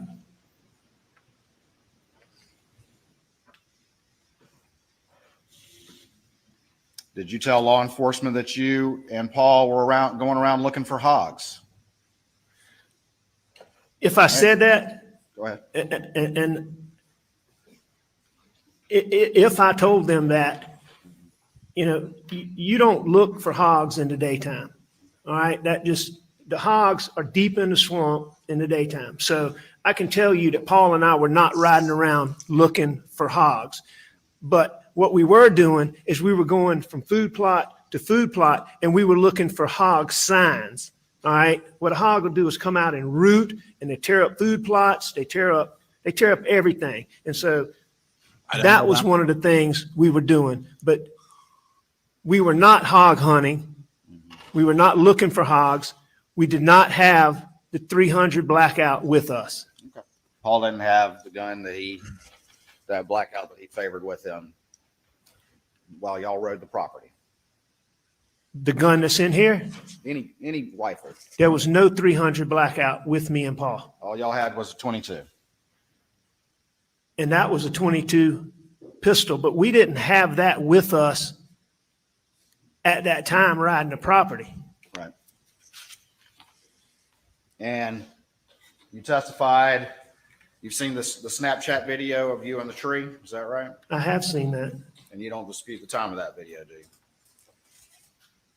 I don't even know what time that was taken, but whatever the gentleman that. came and testified to, I don't dispute that. All right. And what time, well, let me ask you this. When did you go back to the house? Were you with Paul or were you by yourself? I was by myself when I went back to the house. I went back to the house basically when Maggie got there. When Maggie got there. All right. And where had Paul gone prior to that? Was he back at the house already or he came after you? He's going to Paul was at the slowly shop walk when I went back to the house. up to. All right. So you the beat him kennel to the house is situation. what you're saying. Is that right? It's just I taking beat a him to while the get house? there. Yeah. You were at the house prior to him getting there. Thank you, Yes. Monique. I know, right? And you say Maggie was there at the same time or there before you or there after you? That's what I'm not absolutely certain about. I believe that Maggie came through the kennel entrance, and going back and looking at these records and these times, I believe she came through the kennel entrance while Paul and I were at the shop.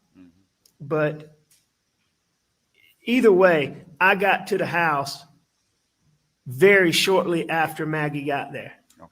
And I believe that she came through, and I believe that I went right behind her. And when did you take the shower that you've been talking about to this jury? I believe when I first went in the house. I mean, I would have talked to Maggie for a second, but I'd seen her that morning, so I would. You left your clothes on the floor? I'm not sure. It makes sense to me given what Blanca's said, but I couldn't tell you one way or the other. All right. About what time was that, you think? And looking at the records, I think that was a little after 8. And you're saying Maggie was already there at that point? When I got to the house, Yeah. yeah, And what did you do after that? I came back out, sat out on the couch to eat dinner. All right. About what time was that? A few minutes later, I mean, it didn't take me long to shower. And you say Paul was already eating at that point? He was. You say he left first. What I said is he got up and he finished eating, and he left our immediate vicinity. Now, I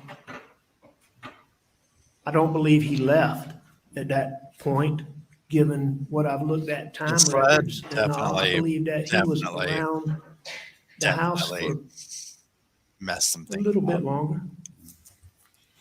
And just to be clear, again, But I didn't see him. all of this detail was people were hearing for the first time yesterday, like we talked about before, correct? Say that again. All of this detail that we're going through right now is not anything that you related before. We're all hearing this for the first time yesterday. Objection, Your Honor. Fifth Amendment privilege. Objection is overruled. So yes, I did not tell law enforcement.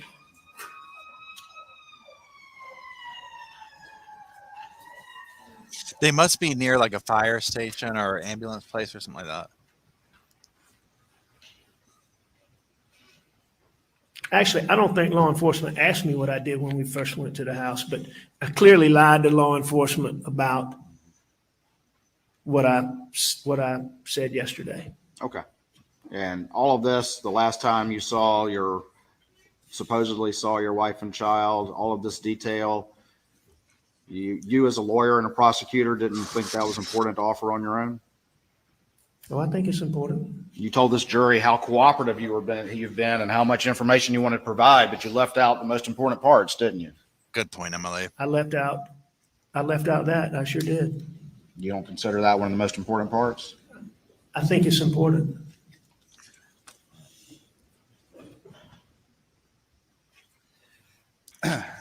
All right, tell me about what happens next. Tell me about how Maggie and Paul end up out down at the kennels. I'm still not absolutely certain exactly how they ended up at the kennel, but in looking at the time frames and looking at the GPS points, I think I pretty well know, because I wasn't sure if Maggie had walked to the kennels or ridden to the kennels, and I wasn't exactly sure how Paw got there, but I'm all but certain that Maggie and Paul went to the kennel together. All right. And what was the discussion? You said that they were going down there, but you didn't want to go. Is that right? Maggie, what I said is Maggie asked me to go to the kennels with her, and I wasn't going to go. I said, I'm not going to go. And how long after she left did you supposedly go down there? It was very quickly. And what did you tell this jury and all these new facts as to the reason you changed your mind? Why'd you change your mind? I just had a shower. When you go to the kennel, you always end up at the shop, dogs are running around, you're always going to end up doing more work. All right? It's hot. I'd already had a shower. I didn't want to go to the kennel. I understand that. So why'd you change your mind? because Maggie wanted me to. So you thought about it for a few minutes and then decided to go down there? I don't think I sat and contemplated, am I going to go? Am I going to go? I think that, like many things Maggie wanted me to do, if I didn't do it at first, I ended up doing it. And you took the golf cart down to the kennels? That's correct. How long did that take to drive from the house down to the kennels in a golf cart? You know, in looking at the records from OnStar and all of that, it seems to take about a minute in the, On a golf cart? nope, in the Suburban. So I would think it's probably, in looking at those speeds of what, 20, 24 miles an hour, I would think it takes double that. I think it takes a couple minutes. All right, so you'll concede at least a couple minutes to drive down there. I Is that think, right? yes, In a golf cart? that's correct. So a golf cart. When Okay. the kennel video was going on, had you arrived before that? I believe that I had. Okay. How long do you think you had been there before that was going on? Not long, because when I got there, in looking at the kennel video, you can see Paw Paw standing in the kennel. When I got there, Paw Paw wasn't standing in the kennel. He wasn't in the kennel anymore? Well, he wasn't in the kennel like he is in the video. Right. He's probably, and I don't know exactly, but I know he wasn't in the kennel. He was like in the driveway. He was fooling with Cash. He was in the driveway, but like close to the kennel, but not in the kennel like he is in the video. So the video happened after that, according to you? Video happened after I got After you there. first saw Paul? You're saying he wasn't in the kennel. When did the video happen? I believe that to be the case. Okay. After you had arrived, is that correct? Yes, He arrives in the video. very shortly after I arrived, but after I arrived. And Okay. did you tell Maggie at that time that you were going to go to Alameda? I did not. Did y'all discuss it at all, according to you, to these new facts you're testifying to? I don't believe so. Did you have any conversation with her? Oh, yeah. Had you had a conversation, did you have a conversation with Paul about the dogs, about Cash's tail prior to going down there? Prior to going down there?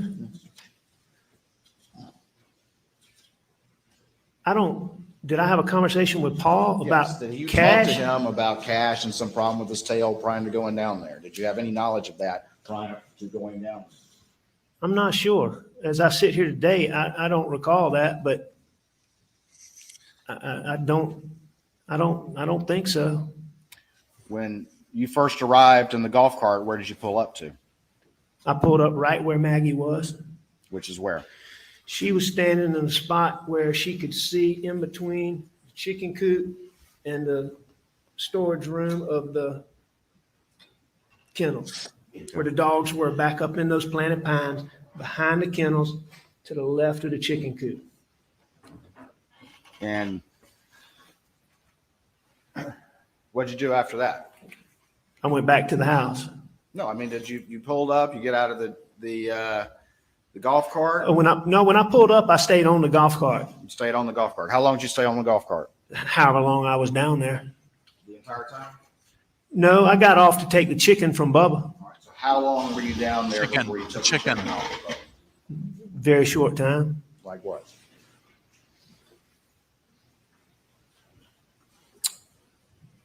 Couple minutes, And what were you doing during the couple minutes before you got over there to deal with Bubba? talking to Mags. All right. And what did y'all talk about? I don't know. You don't remember? No, sir. I do know that Maggie was very concerned about Paw Paw. And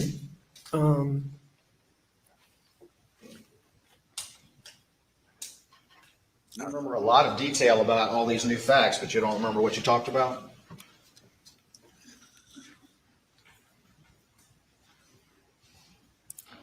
I don't remember the exact details of what we talked about. I believe that at that time, we may have talked about Paw Paw, but I'm not certain. Were you withdrawing at this time? At this time, no, sir. You weren't withdrawing at all. No. I mean, I would only withdraw when I didn't have pills. And you're saying you had pills? Yes. Down there for a couple minutes, I think you've said now, before you get off the golf cart? About, yes, sir. All right. And where do you go at that point? I take the chicken from Bubba. All right. So you get up. Well, I mean, Bubba's come out there with this chicken. I mean, he's showing us, hey, I caught this chicken. And I take the chicken from Bubba. Bubba came up to the golf cart. He came up by the golf cart. He came up to Maggie and I, which I was on the golf cart. She's by the golf cart. I mean, he's not coming to the golf cart, but he's coming to us. Is this during the kennel video or is this after the kennel video? Well, no, you hear Maggie say he's got a chicken. Okay. That's what she's talking about is Bubba caught a chicken. All right. All right. So is the kennel video still going on before you go get the chicken? I mean, you've heard it, correct? You've heard it in this courtroom. I don't know exactly. I don't know exactly, but in close timing to Bubba coming out of those woods with the chicken, I got up and took the chicken from him. Okay. Let me ask you this. Were the dogs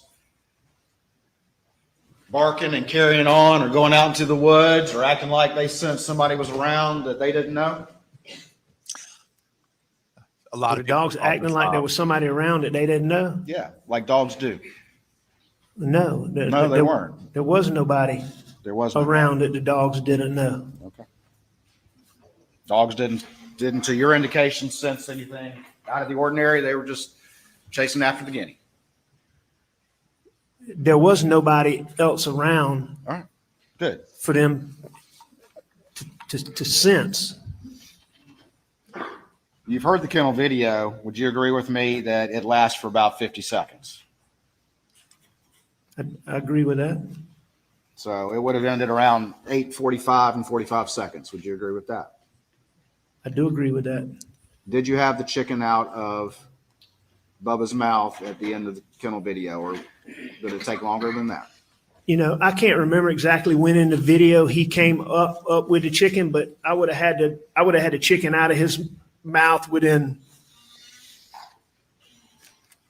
10, 15 seconds of Maggie saying he's got a chicken. All right. And so then what did you do? I put the chicken up. All right. How long did that take? Did you get out of the golf cart to do that? I did. All right. And you had to go walk to where it was? Well, yeah, I mean, a few feet, but I did that, yes. All right. So how long did that take? I mean, Seconds. we're at 8:46 now. How long did that take? Seconds. Just seconds. All right. And what did you do after that? Got back on the golf cart. And what'd you do after that? I left. You left. Now, Just did I jumped leave? on the golf cart and left. Well, that's what I was getting ready to say. Did I get on the golf cart and leave that second? Probably not. But did I get on the golf cart and leave very quickly after that? I did. Okay. Yeah. I think you testified yesterday. I got out of there. I did. That Why'd you scared get me. out of there so quick, Mr. Murdaugh? Because it was chaotic, it was hot, and I was getting ready to do exactly what I didn't want to do. You were getting ready to do what you didn't want to do. That's correct. Yeah. I was getting ready to sweat. I was getting ready to work. Why would you say that? I went back to the air conditioner. So did you say goodbye, according to your new story? Did I say goodbye? Yeah.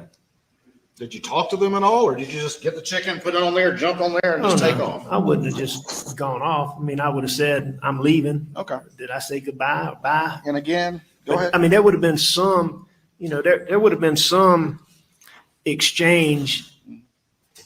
I'm not staying here. Well, what was that exchange? I mean, you've had such a photographic memory about these new stories. What happened here?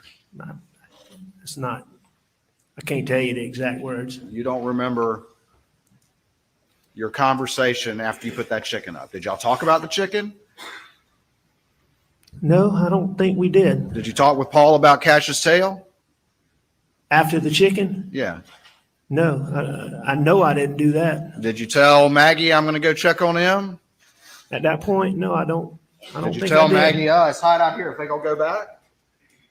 I certainly would have said something to that effect. All right. So, unlike everything else with the new story, you just can't recall what that would have been. Well, I mean, you're making that categorization. I think there's other things about that I can't remember. But if the question is, can I remember exactly what words I used when I gave Maggie some salutation when I'm leaving, I can't tell you what those were. All right. But it would have been something to the effect of, I'm leaving. All right. Okay. Well, you would concede that there was at least some conversation, that you wouldn't have just put the chicken on there and ran back to the golf cart and taken off. Correct? Without talking to Maggie, I would have never done that. All right. All right. So let's, you want to say a minute? Does that sound about right? A minute for what? To have just whatever interaction it took for you to then, according to your new story, drop back to. No, sir. It wouldn't have taken me a minute. It would Not have a been, it would have been, I'm leaving. I'll see you in a minute. Okay. So 30 seconds? I don't think it would have taken 30 seconds, but I mean, I'm fine with you using whatever time you want to apply, but I don't think I'm it just would have asking taken that about long. real life here and how people interact with one another, Mr. Murdaugh. I mean, so what you're telling this jury, I call you're fuzzy on these kind of details, is that you jetted down there, you dealt with the chicken and jetted right back. No, sir. No, sir. I didn't jet down there and I didn't jet back. I got up after Maggie asked me to leave, after Maggie asked me to go with her, and I didn't. I got up. I went and got on a golf cart. I drove down there. I did what I did. I said, I'm leaving or something to those You keep saying words, these things. I and I did went what I back. did. I was All right. getting ready to do Well, what if I it's did. about to do. 8:46. I mean, it's The just kennel video ends at 8:45 and 45 seconds, and it's about 8:46. We at least concede that maybe it was about a minute before you got on that golf cart and headed back. Just reasonable real life. Maybe. Yeah. I mean, I don't think it was that long, but maybe, sure. All right. So, But I don't think it was that long. I mean, all right, well, how long do you exactly think it what I was, thought Mr. was going to be Murdaugh? going on at that kennel, why I didn't want to go there to begin with, is exactly what was going on. Yeah, well, I get that. Again, And I left. are these also convenient facts in your new story that have to fit with the timeline now that evidence has been thrown in your face? No, sir. Does that sound like real life to you, that you jet down there and jet back, Mr. Murdaugh? Mr. Waters, as I just told you, I didn't get on my golf cart and jet down there. I didn't jet back. The Those are reason your- why you have to be Hang so on now, fuzzy Mr. about Waters. these Just a second. details. Mr. Waters, hang on. Just answer before another question is presented. Yes, sir. I'm Just a answering your moment. question. Just a moment. Are you responding to the last question? Yes, sir. I'm responding to your question and you're using words that I'm not using. And that's your Do you agree categorization. I'm entitled to ask my questions to you, sir? Absolutely. Okay. And I'm going to answer them. All I'm saying is I'm taking issue with the manner in which you're changing what I'm saying. So you And disagree this is a new story? You disagree with that characterization? yes, this is the first time that this is being told openly. And you disagree to my characterization that you've got a photographic memory about the details that have to fit now that you know these facts, but you're fuzzy on the other stuff that complicates that. You disagree with that? I do disagree with that. I think that I have a good memory about a lot of things on this. How about this? We got the kennel video ending at 8:45:45. So just to take care of the chicken, put it up. I was going to say 8:47, but somewhere around there. I think you said somewhere around there. Is that fair? Just to do whatever you need to do and get on that cart before you head back. The kennel video ended at 8:45, In 45 seconds. 8:46. It certainly could have been 8:47 before I left out of there. Okay. I think it was sooner than that, but it could have been. All right. That's 60 seconds. And 75 seconds, correct? After it ends.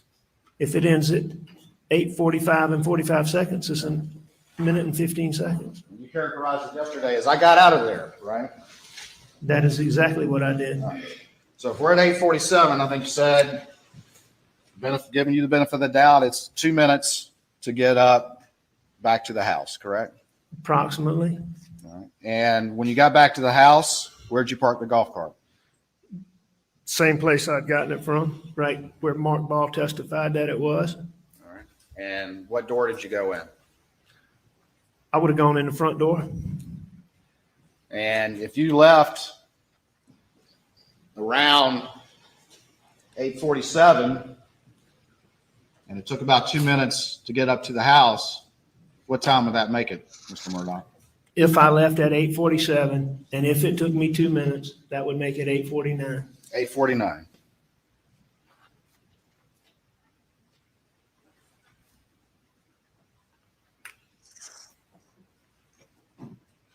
And you testified you went inside and the TV's on, right? I did go inside, and the TV was on. Okay. And you laid down. Is that right? I did. All right. Before you said you'd been napping for an hour or so, or napping that entire time, but now you laid down on the couch. That's correct. All right. And maybe dozed for a second, Maybe. according to your new story. How long did you doze? If I dozed, extremely short time. Extremely short time? Because you would agree with me that at 9:02, you're up and moving, according to the data. I agree that according to that data, my phone's recording steps at whatever time it is, 9:02 something. How long did it take you, if you're at the house at 8:49, how long before you went and laid on the couch? I would have gone straight to the couch, probably. I may have gone by the sink, or I may have gotten a spit cup, but it would have been basically straight to the couch. Straight to the couch. Yes, sir. And you're telling this jury that that's what happened, and you were back at the house at 8:49, and you lay down on the couch and dozed for a second, and then you were up with more steps in a shorter time period than you had done all day. Well, I mean, your number is 8:49. What I'm telling this jury is that I went down there, and when I took that chicken from Bubba, I would have said something to Mags. I got back on that golf cart, and I drove back to my house. After getting back to my house, I went inside, and in short order, I went to the couch. That's what I'm telling this jury. Did you go anywhere else in the house?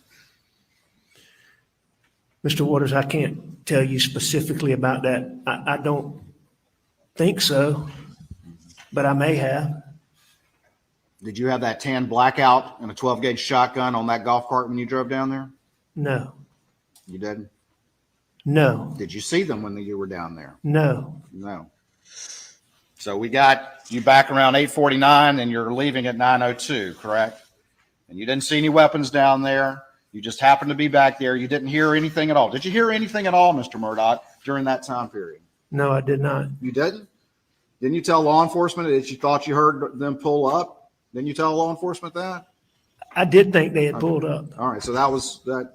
You did think that? Yes. All right. So now you're saying there was a car pulling up? No, You didn't testify to that yesterday, did you, in your new version of events that no, I don't, construct? Mr. Waters, I don't believe there was a car pulling up. Okay. But that's what you told law enforcement, didn't you? No, I told law enforcement that I thought they had pulled up. All right. But you're saying you couldn't hear blackout shots supposedly, but you could hear that, correct? I didn't say I couldn't hear blackout shots, but I'm saying that I thought when I got up from taking a nap, if I took a nap, but when I got up from laying down, as I was getting ready to go to my mom's, there was a point in time where I thought Maggie and Paul had come back.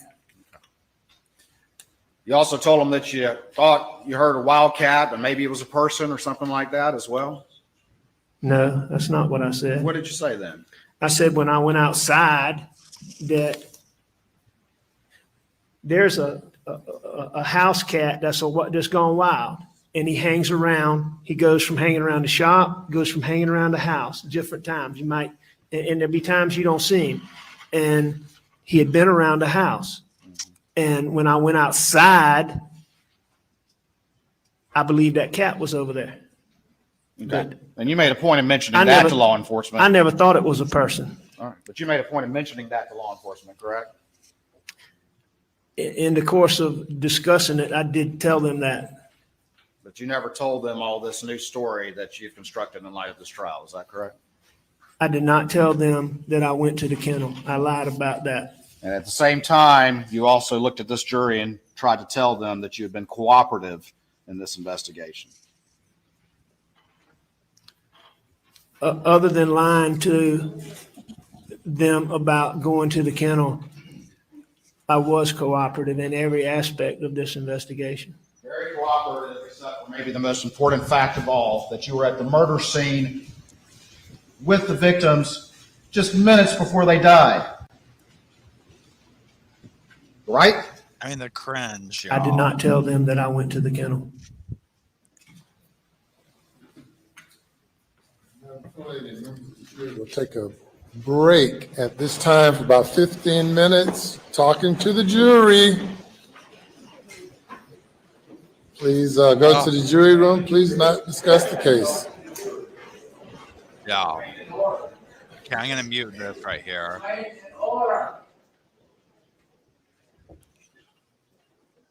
Okay, let me get back to the screen real quick.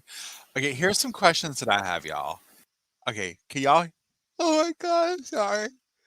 Y'all, I didn't think they were ever gonna let us take a break. I am gonna have to get up and use the bathroom in a second, y'all.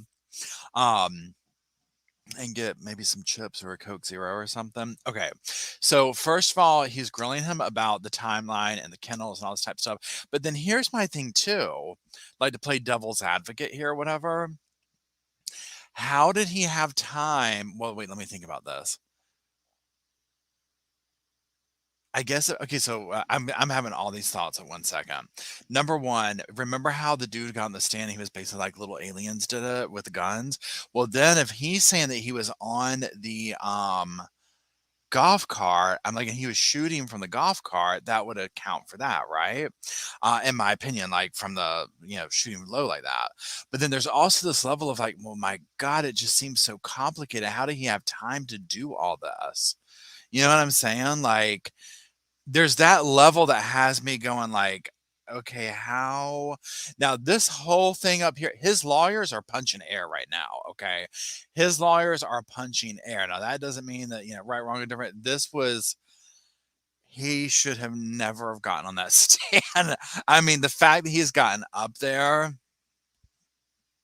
Let's talk about all the stuff he said. When he said that first thing of, I was getting ready to do the thing I didn't want to do. And the way he was that look in his eyes, I was like, that's a different, like, there's something that's taken over. The fact that you would say stuff like that and these little, whether they're Freudian slips or whatever you want to call it, these things that he's constantly keeps saying like that, I'm like, I'm like, why would you say that? Now, here's my thing too. I still, I do.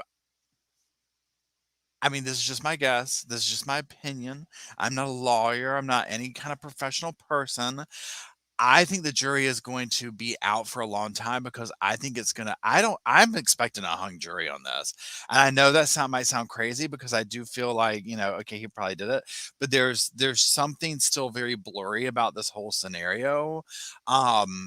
And I'm 100. I personally think it's going to be like, I think they're going to be deliberating for a long time on this. And it'll either be a hung jury or it'll come back and then be like, I don't know. I don't know. I don't trust him. I don't want to be in a room with this man. I think he totally did all this, but there's something not, I don't know. And in this day and age where it's just like, I don't know, again, I go back to Casey Anthony. I just constantly think of the Casey Anthony thing. And I'm just like, there's like this thing going on with this where I'm like, the whole thing with them, the blood splatter debacle, all that kind of stuff. And then while this is guns went to his house. Okay, yeah. So there's a good yeah. So I mean, here's my thing. Because remember, okay, so if you didn't watch, and if you missed the testimony that came up of where they had um the defense hired that the shooter expert, and he got up there and his theory was like the little alien drawings did it, and that the person had to be super short. Well, now Alex saying that he had the golf cart, this would make sense. Now here's the thing with Alex describing this. Now I'm going to say this. Here's my thing, y'all.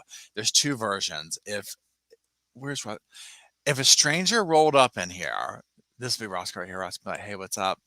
Roscoe would be like, the ham is in the fridge over there on the third shelf. If you could hand that to me, please. Bring it into the sofa because I'm not going to get up here. I'm not doing no dog and pony dance for you, but just bring me the treats and we're good, right? Now, granted, their dogs sound like, and I hate to say this, no offense, Roscoe, but real dogs. So the whole thing of like, wouldn't the dogs be barking or sensing that? I mean, I question that, but I also know that like all the dogs that are in this house right now, like if somebody rolled up in here, they would probably be like, hey, not phased at all, right? But again, they have like hunting dogs, things like this, right? So uh, that was so cringy. I mean, I was just over here like, oh my God, now thank God.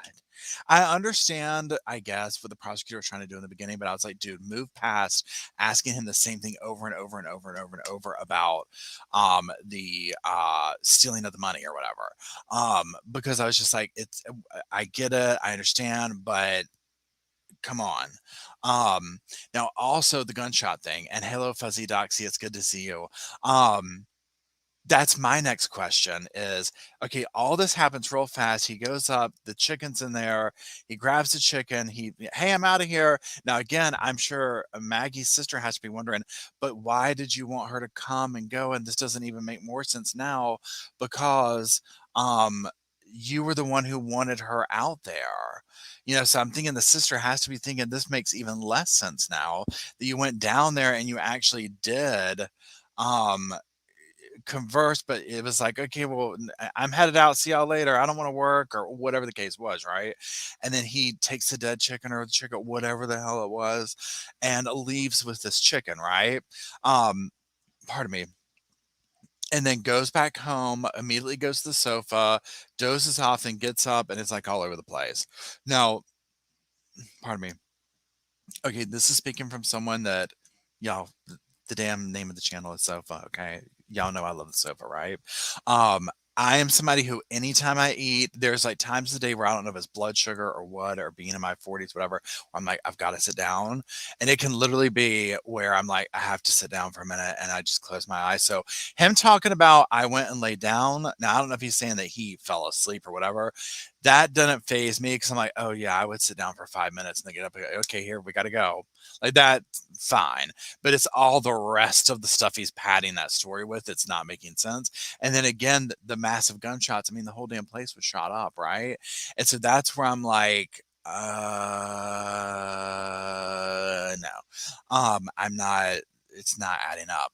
Now, here's this. Y'all hold on for 1 second because I am actually going to take their bathroom break for a chance to go to the bathroom, get a Coke Zero, and literally a bag of popcorn. And so I'll be right back. Please hold. And Roscoe's coming with me so he doesn't bark at y'all. Because this is when he'll bark, is when I step out. That's the only time he wants to bark.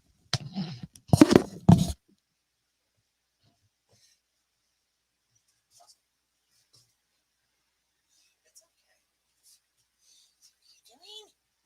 Excuse me? Hey, everybody.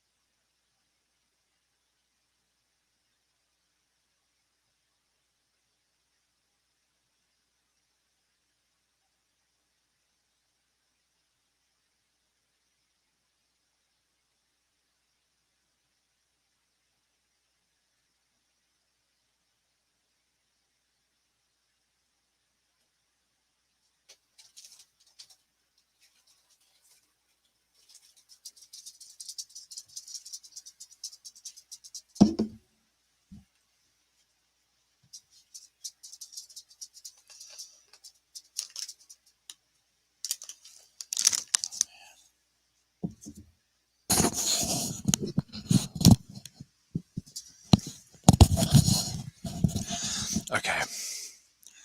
I'm back. I had to grab oh wait, never mind.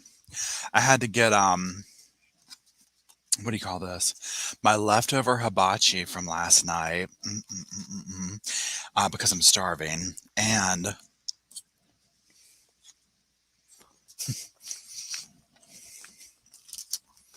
low-calorie popcorn to go with the hibachi.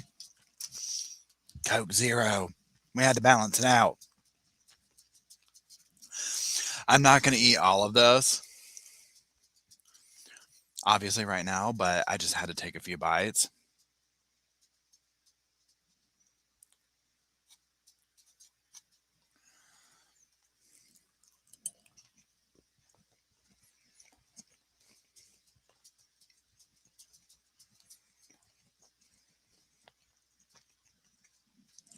Yeah, Liz, I love Coke Zero.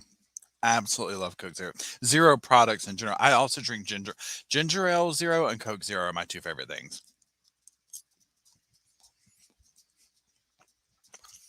Oh, thank you, Emily. I hope you have fun. Thank you for hanging out and keeping the sofa going.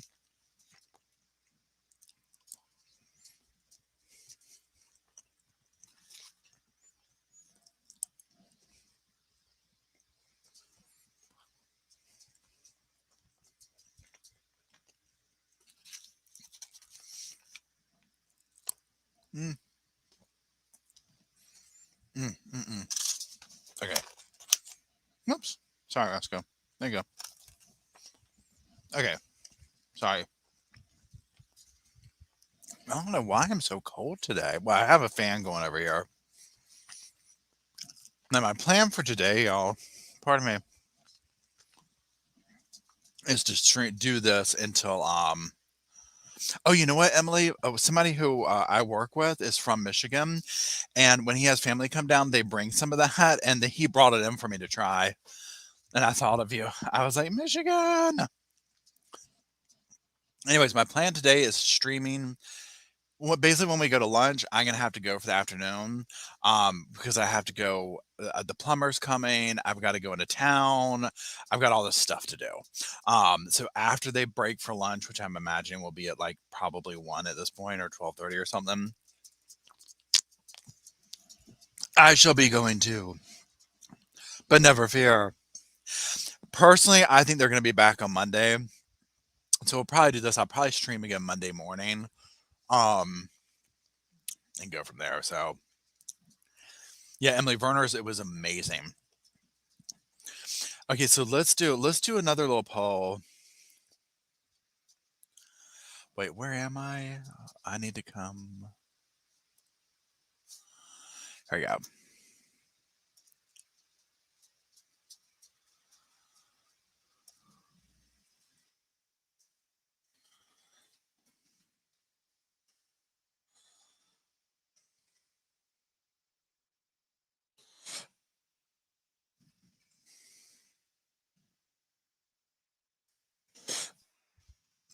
We got a little poll going, everybody.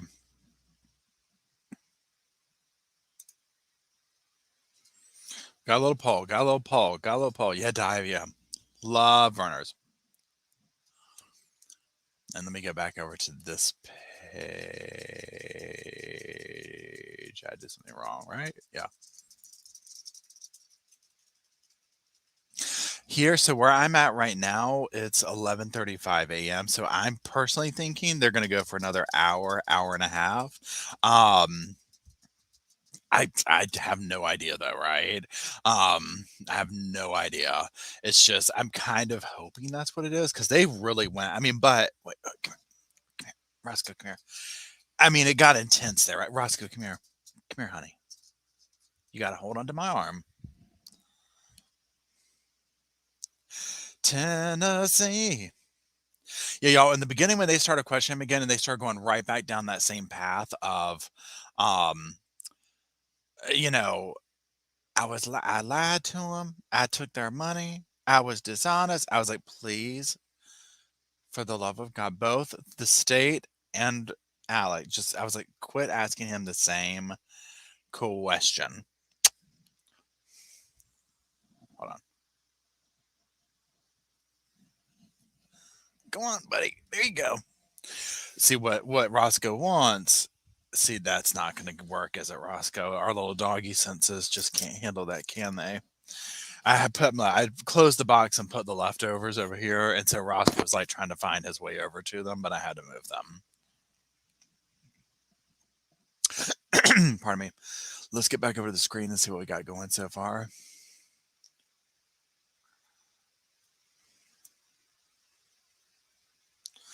Okay, it looks like we got guilty weighing out everything, so it's 17. Okay, cool.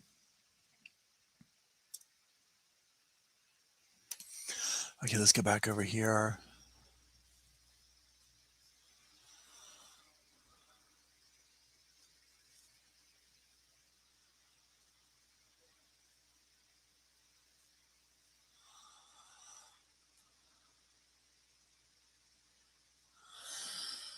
His whole thing of, I mean, here's the thing.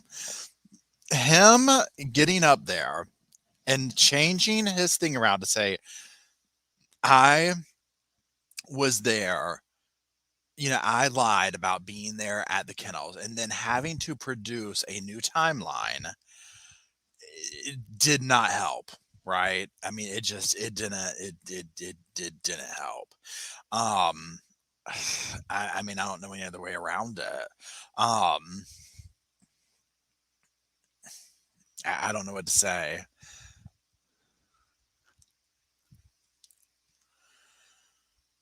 And now, so put this case aside. All these financial crimes that he's done, I mean, it almost makes you wonder, like, what's he going to do about that? Because these have any of them even gone up yet, or are we watching the first trial of his? Like, is it this one? Has he done anything with the financial ones yet? Because then it almost makes me think, I mean, after this, it's like, I mean, come on, right? Look at all that he's set to here. I mean, obviously, or I shouldn't say obviously, but in my opinion, I think what he might end up doing is once he gets to those, obviously he'll see what he does here. He's clearly hoping to get off these charges. I mean, anybody would be, right? And so obviously if he can get off these, then he would want to, mitigate or however you say it, not mitigate, but alleviate, however, whatever the proper word is, to get out of the other charges as much as he possibly can. But he's clearly admitting, I did this. This is what I did. It's millions and millions of dollars worth. I mean, come on, right? So it'll be interesting to see how those go. Now, obviously, if he gets convicted of these, again, it'll be even more telling. Okay, so here we go. Let me get my arm back. Hold on. Okay. Here we go, everybody. Here we go. Here we go.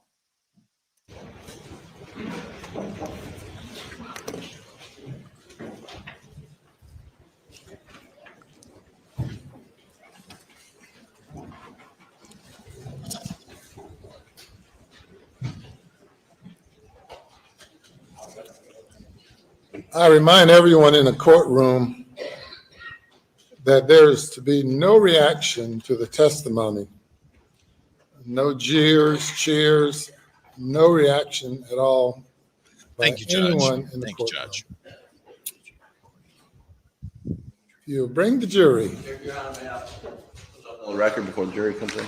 There will be an opportunity to put something on the record. If it's regarding an objection, it can be done later. Yes, sir. He's just.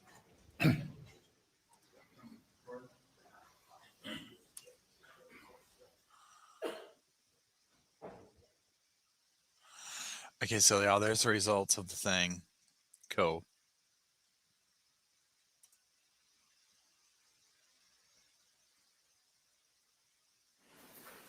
Bring the jury.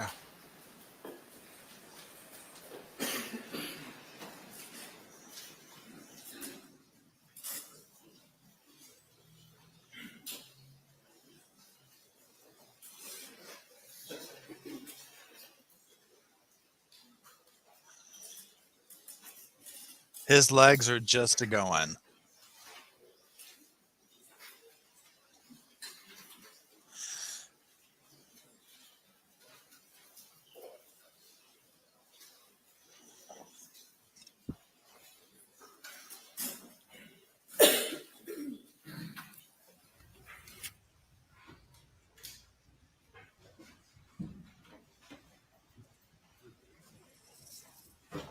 I hear you on that, Tess.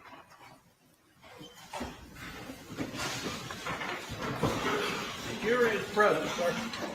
Thank you. You may proceed.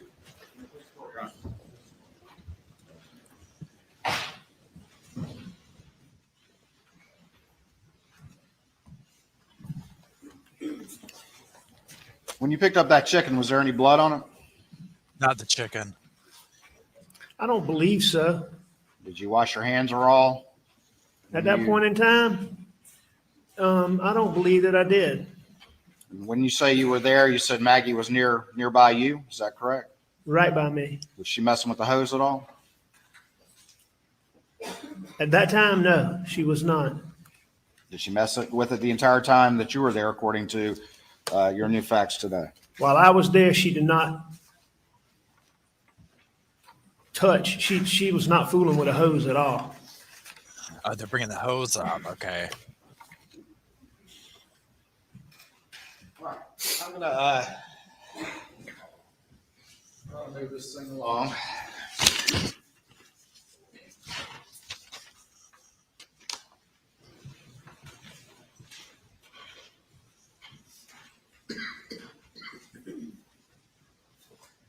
I'm gonna put up on the screen states 519, which is the condensed timeline. If I could have computer input, please.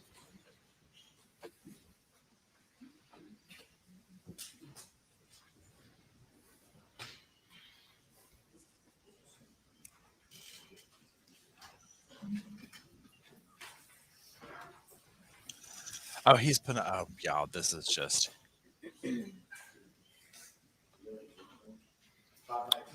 It's the condensed timeline, Mr. Griffin. He's. I'd be asking. I'd be like, "Can I call out sick right now?" I'd be like, You see that up there, Mr. Murdaugh?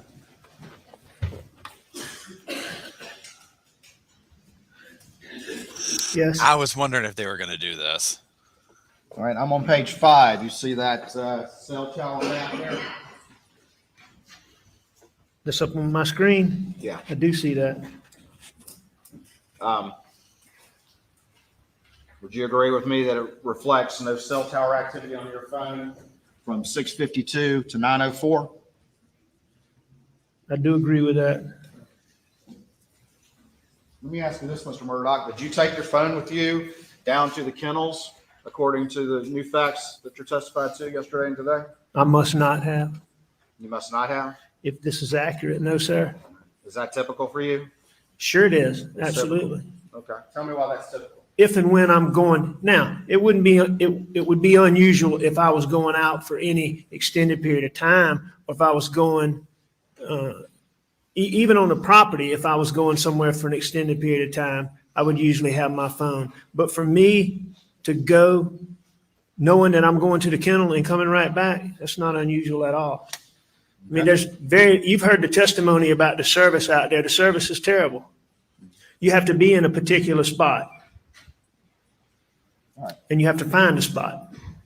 So the answer is you don't know whether or not you took it down there And I believe that I probably didn't based on this data. based on this, but unlike your photographic memory about other things, you don't remember whether or not you had your phone on you. Mr. Waters, I've never claimed to have a photographic memory, but I do not specifically remember if I had my phone that night. I do not dispute it based on this data, and that's not unusual for me.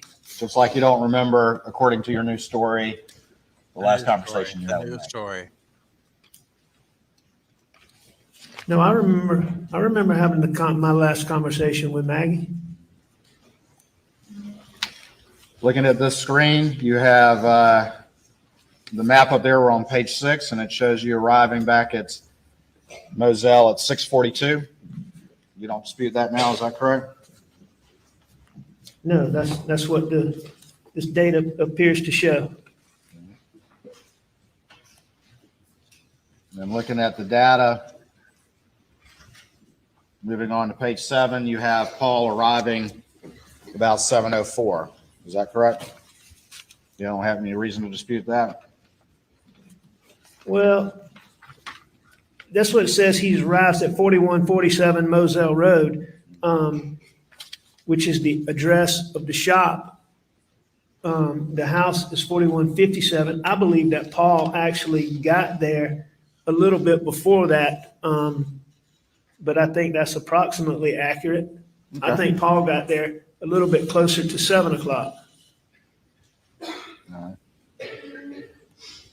You would agree that that's the earliest data point that reflects his presence in Moselle? If that's what the records show. You don't dispute that? I don't dispute that if that's the earliest data point. But again, I believe he got there a little bit earlier.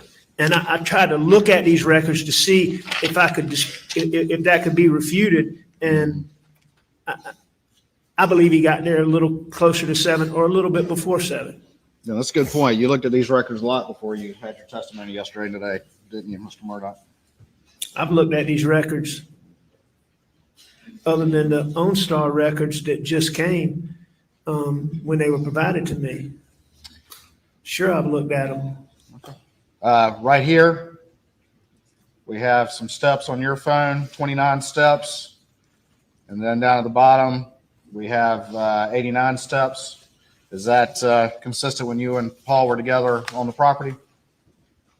I mean, sure, we would go to different locations on the property. Sometimes we would get out, sometimes we wouldn't. We'd get out and walk around. We'd look at stuff. We'd do things. For example, you saw me messing with the tree. There'd be other ones. We may get out and look at a feeder. Maybe other ones we get out and look at hog signs where hogs are rooting. So it would be perfectly consistent with what Papa and I were doing that day.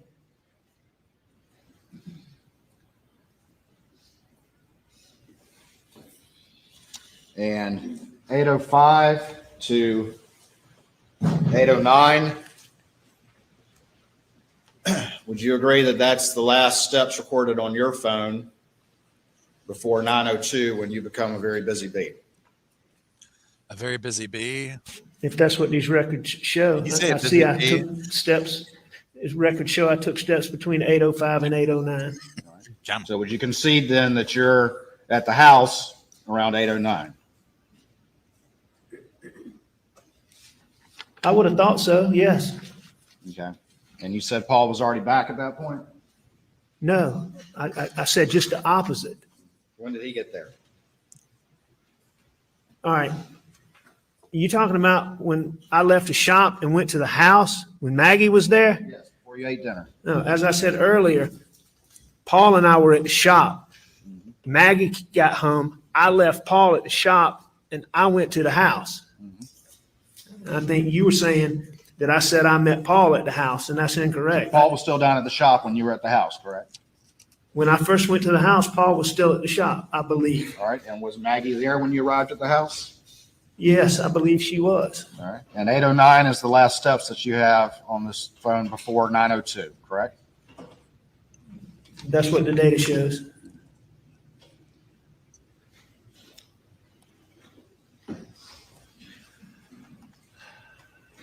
Looking now at page 15.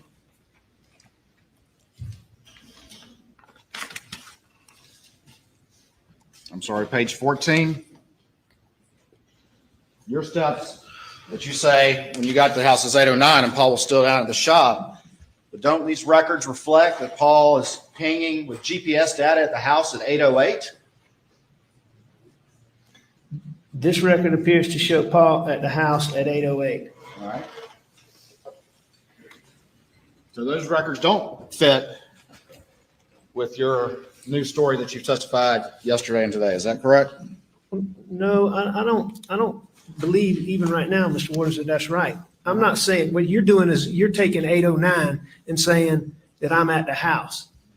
And I mean, that may or may not be right. But what I'm saying is that when Maggie came through, I left, and I believe that Paul stayed at the shop. Now, did Paul come right behind me? I'm not sure, but when I left him, I believe that when I left to go to the house, I believe that Paul stayed at the shop for a minute. When you got to the house, did you put your phone down? I'm sure I did. Did you put it in the car, in the Suburban? Did I put it in the Suburban? When you got back to the house, did you put it in the Suburban? Was the Suburban parked out front? The Suburban would have been parked wherever I parked it, Which is where? I believe on the side. Okay. And did you put your phone in the Suburban? At that time, no, I did not. Where'd you put it? I'm not sure where I put it. You're not sure about that either, huh?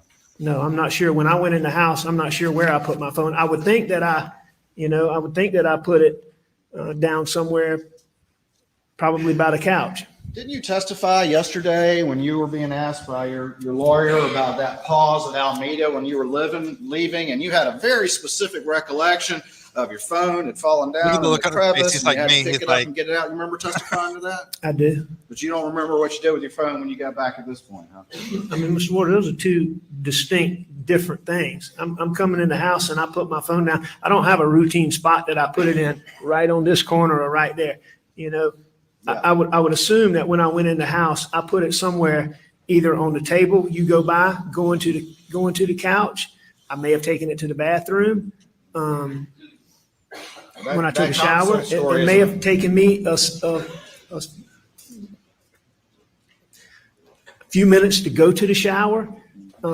So I can't tell you exactly where I put it. That console story is an awful specific recollection when you need it to try to make the news story that this jury's hearing and everyone's hearing yesterday and today with the data, correct?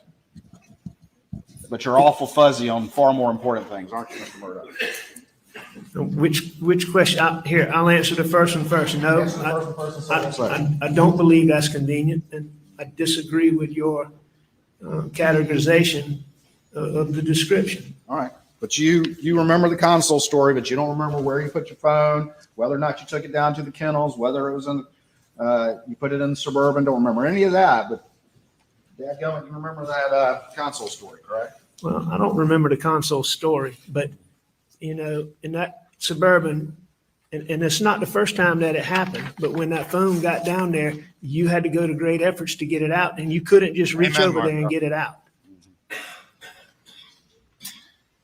All right. You say when you got to the house that Maggie was already there?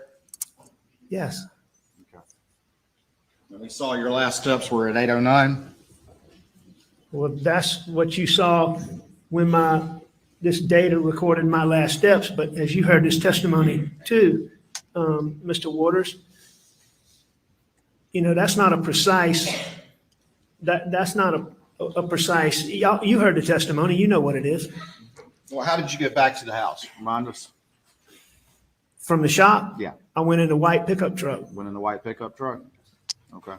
And when you got into the house, where did you go? We've already discussed this. I took a shower. Whether I did things for a moment before I went to the shower, I'm sure I talked to Maggie because she'd been gone. And if she came through the kennel, which I believe she did, we only talked briefly. So I would have talked to her, but I would have quickly gone to take a shower. Okay. what about the chicken?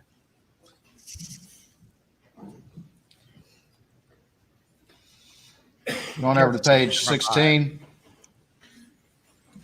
You would agree with me that the data reflects Maggie start logging steps and her phone disconnecting from the Mercedes around 8:17, correct?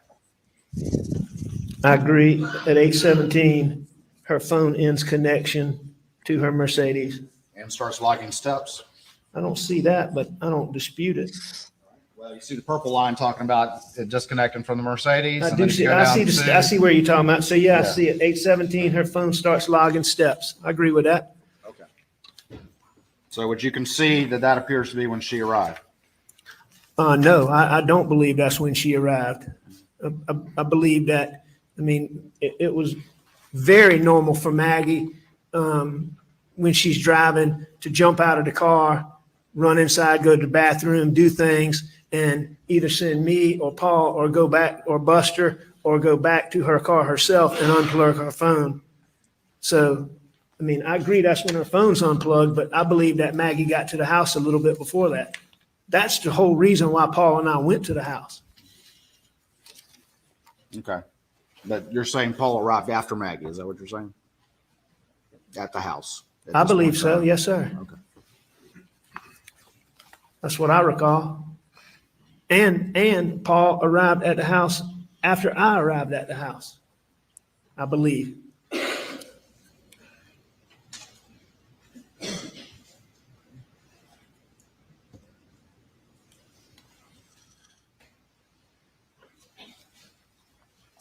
Thank you, Liz. Thank you for being here with us.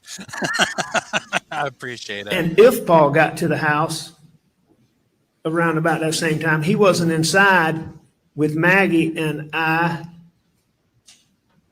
when I went to 808? get to the shower.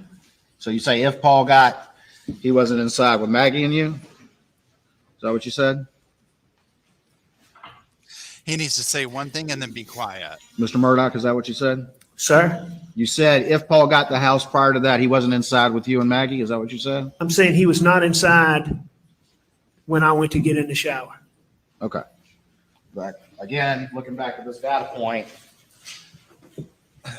808, we see a little blue dot right there in the middle of the house, don't we? Yeah, that's what these records show. Okay. I know, right? CO, always a cougher. And it Always also a shows that circle that folks testified to what the range of what it could Yeah, absolutely. be within. So, I mean, it clearly could Look be. at that circle. Look at what's right in the middle of that circle. Almost like somebody drew a circle around the house, don't you agree? Yeah, I do. But also in that circle is where you would park a truck if you pulled up. All right. So, and I'm not saying that he wasn't in the house at some point in time there. But when I went to get in the shower, he wasn't in the house. And he very easily could have been there and been parked in the yard. All right.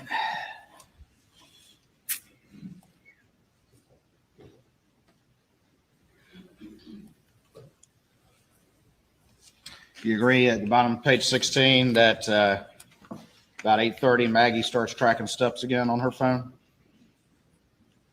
Yes, sir. That's what the data shows.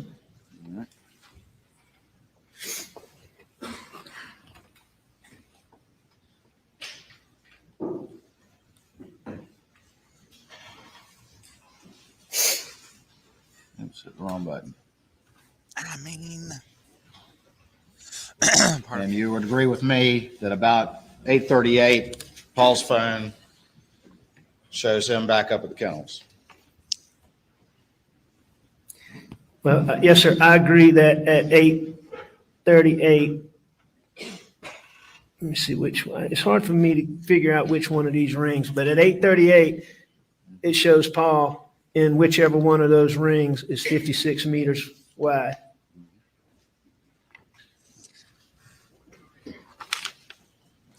right, Donna? It's like we need a script. And I have no reason to believe he wasn't at the kennel. We need a scribbly board with somebody writing it down. And at 8:44:55, we've already gone through this, but that's the kennel video, right? Yes, sir. That's Don't correct. want to call You them up, agree with Donna. me that- Kill 'em.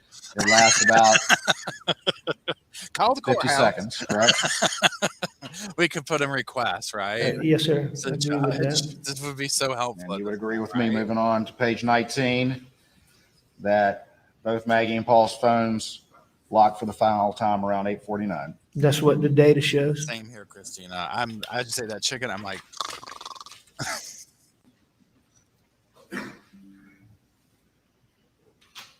After that, you would agree that Maggie's phone around 8:53 shows some steps being taken? That's what the data shows. Yes, sir. Data doesn't show who's carrying it, but that's what it shows. Is that correct? Flowers. That is correct.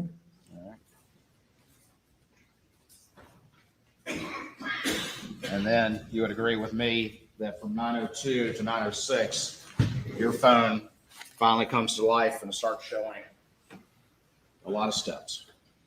I do agree with that. What were you doing? I was getting ready to go to my mom's house. Getting ready to go? I thought you took a shower already. You were just laying down on the couch. What all you need to do to get ready to go to your mom's house? I mean, there wasn't anything to get ready in that aspect, but I was getting ready to go. I was preparing to leave. Doing what? I don't know if I got up, went to the bathroom. I don't know. I can't tell you exactly what I was doing. That's far more steps in a shorter time period than any time prior, as you've seen from the testimony in this case. So what were you so busy doing? That's Going to the bathroom? No, I don't think that I Get on a went to treadmill, the bathroom. No, I didn't get on a treadmill. jog in place. No, I didn't jog in Jumping place. jacks. No, sir, I did not do jumping jacks. What were you doing, Mr. Murdaugh, for those 4 minutes? Preparing to leave for my mom's house. What? What does that mean? I mean, you're in the front room on that couch where you say you laid down. The Suburban's just right outside. What all are you doing? I don't know if I got up and went to my room, went to the gun room, Do it, Donna. went for back real. in the, Doing what? You've been so clear in your new story about everything. What were you doing during these 4 minutes? I disagree with your assertion about every detail. I don't recall. I know that I was getting up and I was leaving. I was going to check on my mom. But specifically what I was doing, I don't. I'll say in a second. I It's don't about know. the term getting ready because I use this all the time.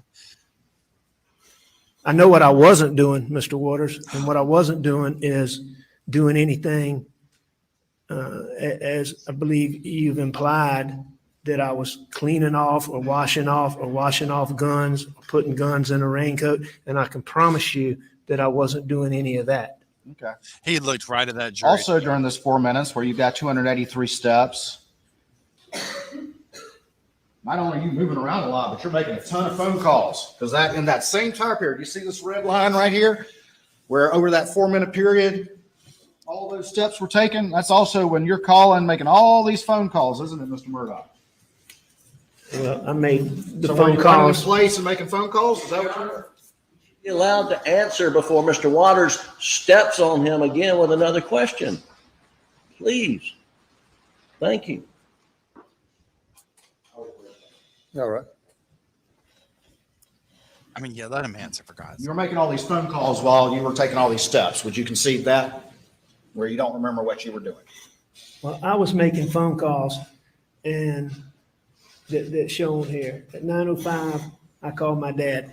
You know, I don't know that I was taking steps like you're saying I'm taking steps. I heard the same testimony you heard, Mr. Waters, and, you know, steps can be recorded any number of ways.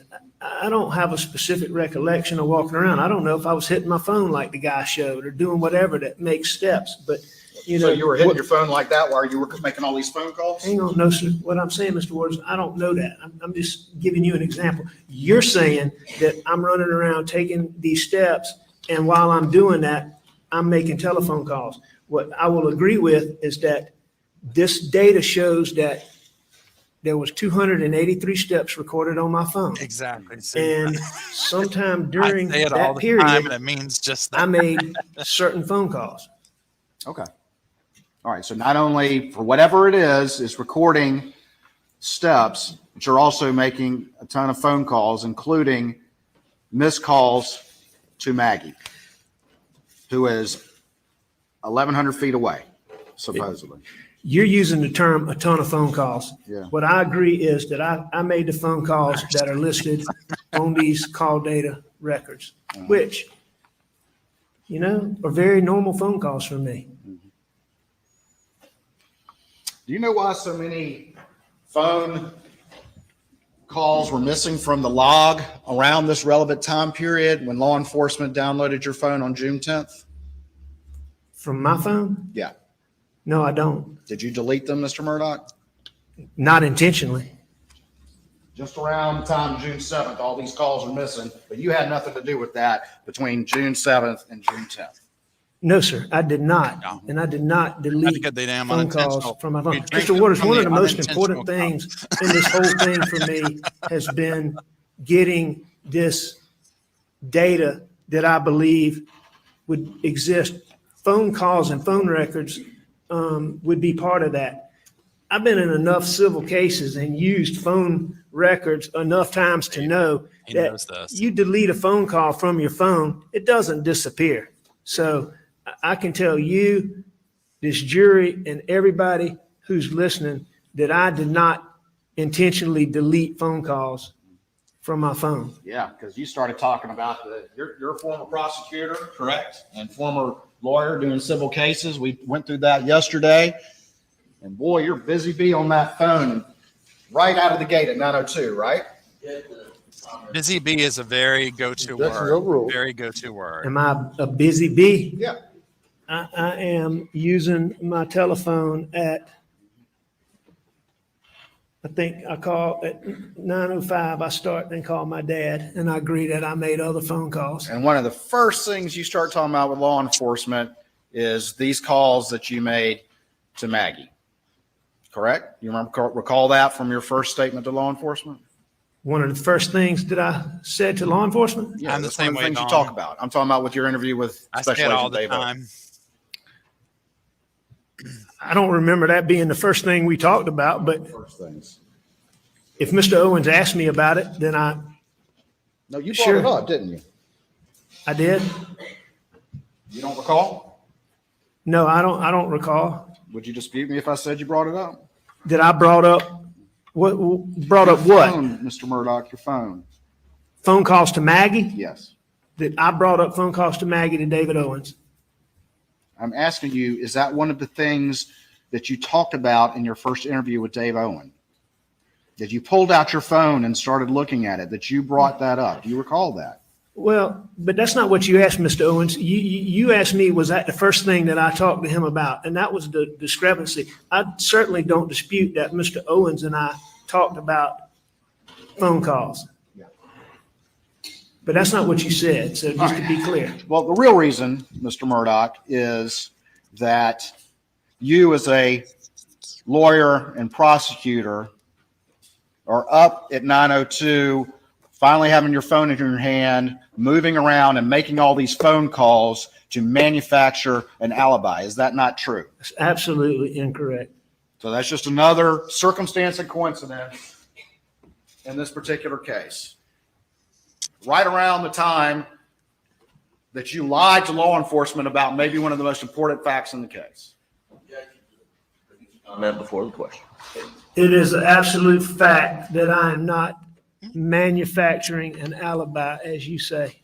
How do you remember so much detail about everything else, but you don't remember what you were specifically doing to generate 283 steps while you're making all these phone calls in the same 4-minute period?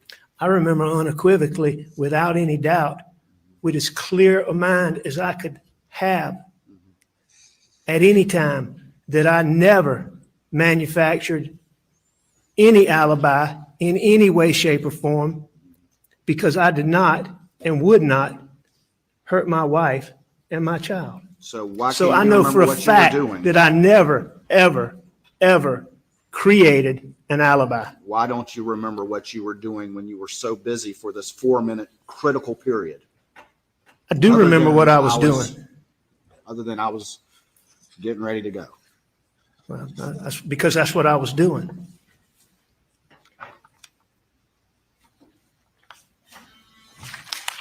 Okay, so here's my thing. I say getting ready to go all the time. If you ask me what I'm doing right now, I'll be like, I'm getting ready to go run errands in town, which is going to happen in like an hour. But this is me getting Okay. ready. I'm going over it. You know, Let's keep going. I'm thinking about it. And I often say, I'm getting ready to get ready too, which means I'm thinking You made about, those calls thinking about doing something. to Maggie in that I mean, my 4-minute God. period. You had just seen them a few minutes ago when you say you went down there and came right back. Why didn't you just take that quick little left 1,100 yards away and stop by? See why they didn't answer the call. You're obviously wanting to get in touch with them. Why didn't you go down to the kennels that were so close by? There was no reason to. I mean, Making multiple missed calls to Maggie, and she's so close.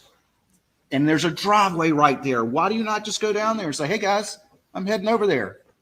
it wasn't important to do that. Me making those phone calls is simply me letting, I believe I called Maggie and I called Paul, but that's simply me just letting them know that I'm leaving for a minute, I'll be back. The fact that they don't answer is not unusual at all. Now, it is odd, it is unusual that they never call me back. But at that moment, the fact that there's a missed call when I know they're on the property, I mean, that doesn't even register at all. That's perfectly normal to try to call somebody who's on the property and not be able to get them.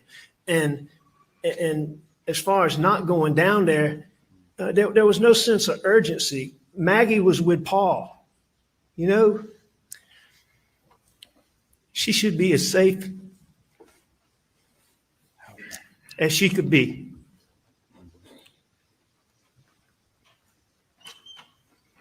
Yeah, she should.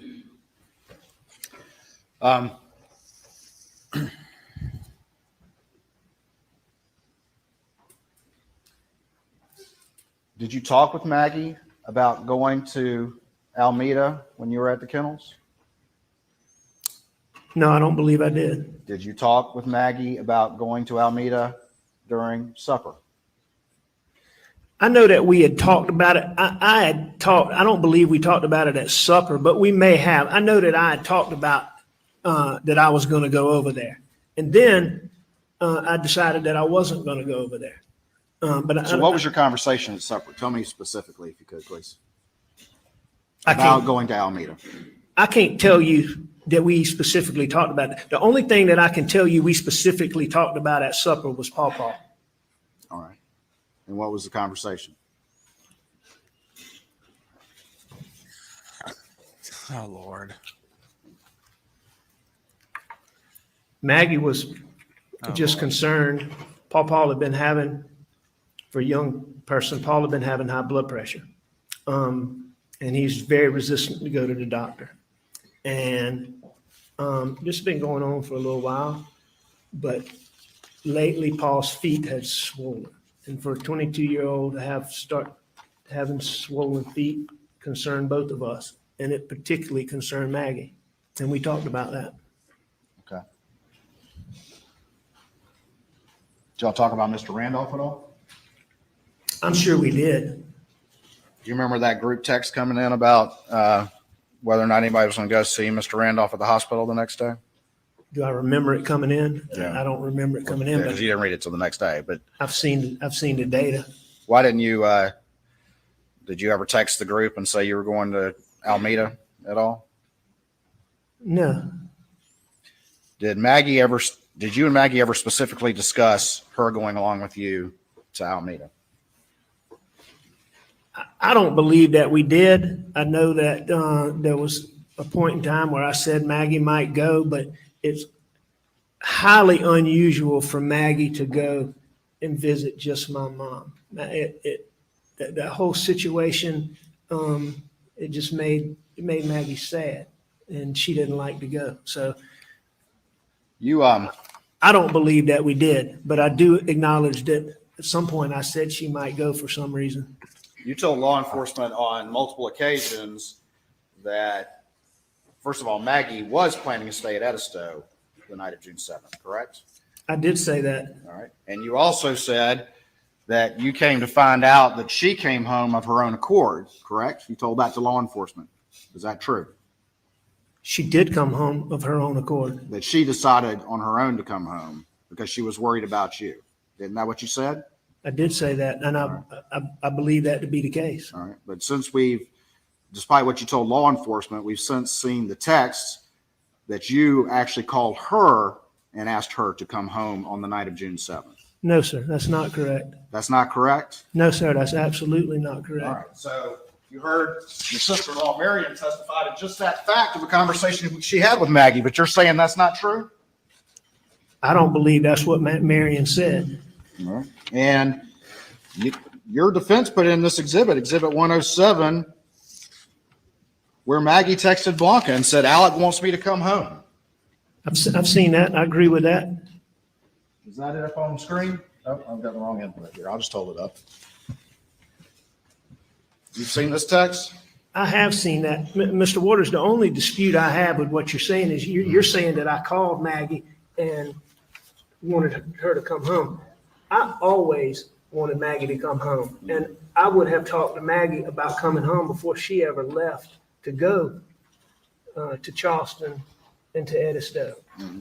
And I can tell you this, and I didn't realize this at the time, but I realize it now that Maggie was already undecided about, now I didn't know this, but Maggie was already undecided about staying at Edisto. I can promise you that, because Bubba and Grady were in their kennels, as y'all well know, that night.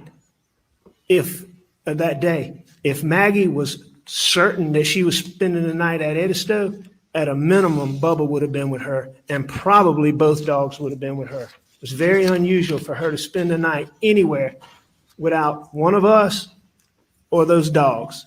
So you're that saying, tells me that when she left that morning, she was already seriously thinking about coming back.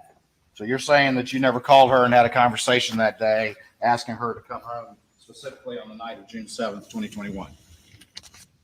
Maggie and I had a couple of phone conversations that day. What I'm telling you is that before she left, no, I don't believe we had a phone call about that. We may have discussed it during the phone call, but I didn't make a phone call to her to ask her to come home. I had already told her I wanted her to come home. I always wanted her to come home. You heard Marion say that too, that I always wanted Maggie with me. Maggie thought enough of it to talk about it with Marion, didn't she? The fact that I wanted her to come home? Correct. Well, sure. I mean, that's what Marion said. So you're denying that you called Maggie and specifically asked her to come home that night? I didn't make a phone call to Maggie to ask her to come home that night. I asked Maggie to come home long before she ever left. And I probably asked her again each time I talked to her, but I didn't make the phone call specifically for that, as you're saying.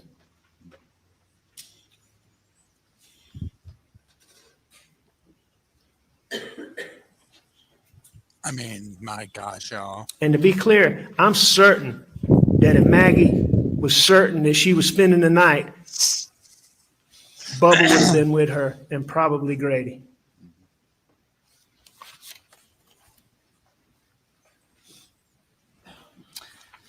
All right.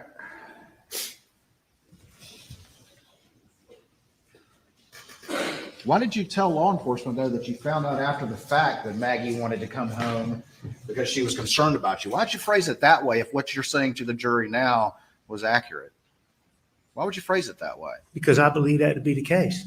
That you found out afterwards, but now you're saying you knew. No, I'm saying I found out afterwards why she came home, Mr. Waters. Okay. And she came home because she was worried about me. So I want to be clear about that. I did not learn that until I think the day after she got killed. But you're saying that you found out that after the fact, but you're telling this jury that you knew the things that you just said about her wanting to come home. And you were unaware of what Marion would say at that point either. No, I'm saying at that time, I had not thought about Bubba and Grady. Since that time, I've thought about that. I'm certain of that. At the time, I thought Maggie was staying at Edisto. All right. She was going to Edisto to meet the people, to do the work. Maggie loved to stay at Edisto. There's no doubt about that. It would not be unusual at all for her to stay at Edisto. But just like every other time, I had already asked her, please come back, come back. Always wanted her to stay with me. Always. But I did not learn about, and Maggie even texted me, I'll see you in a few hours. But I did not know why she decided to come back until later, is what I'm saying.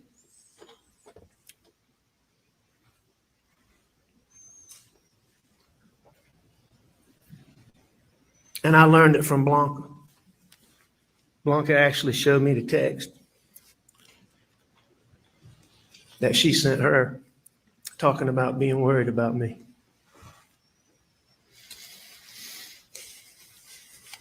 You would agree with me that you sent a text to Maggie at 9:08:58 while in motion in the Suburban? as reflected by the data? I do.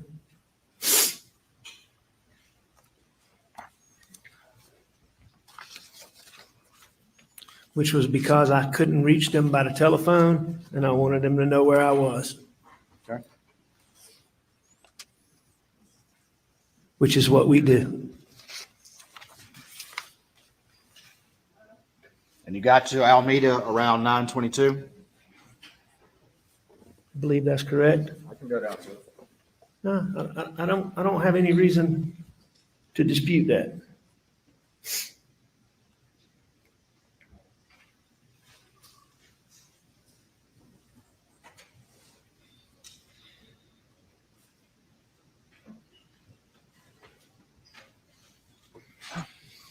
Made some more phone calls along the way? I did make more phone calls along the way while I was riding. Called Chris Wilson? I did call Chris Wilson.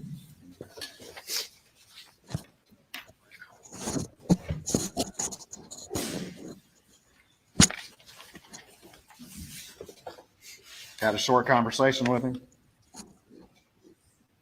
Is that right? I did have a conversation for however long the record show, About 131 seconds. That sound about right?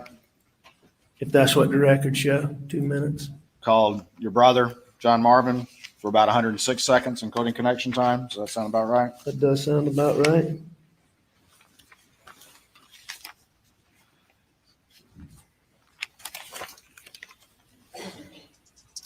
Arrived at 9:22. Does that sound about right?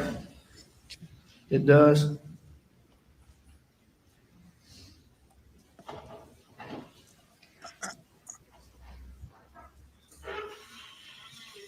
And then at 9:24, you call, that's the landline at Alameda. Is that correct? You just settled down there. That is correct. And then you went inside. Is that right? Yeah, that's Talked to right. Miss Shelley. That's right. I called the house phone to get Shelley to let me in.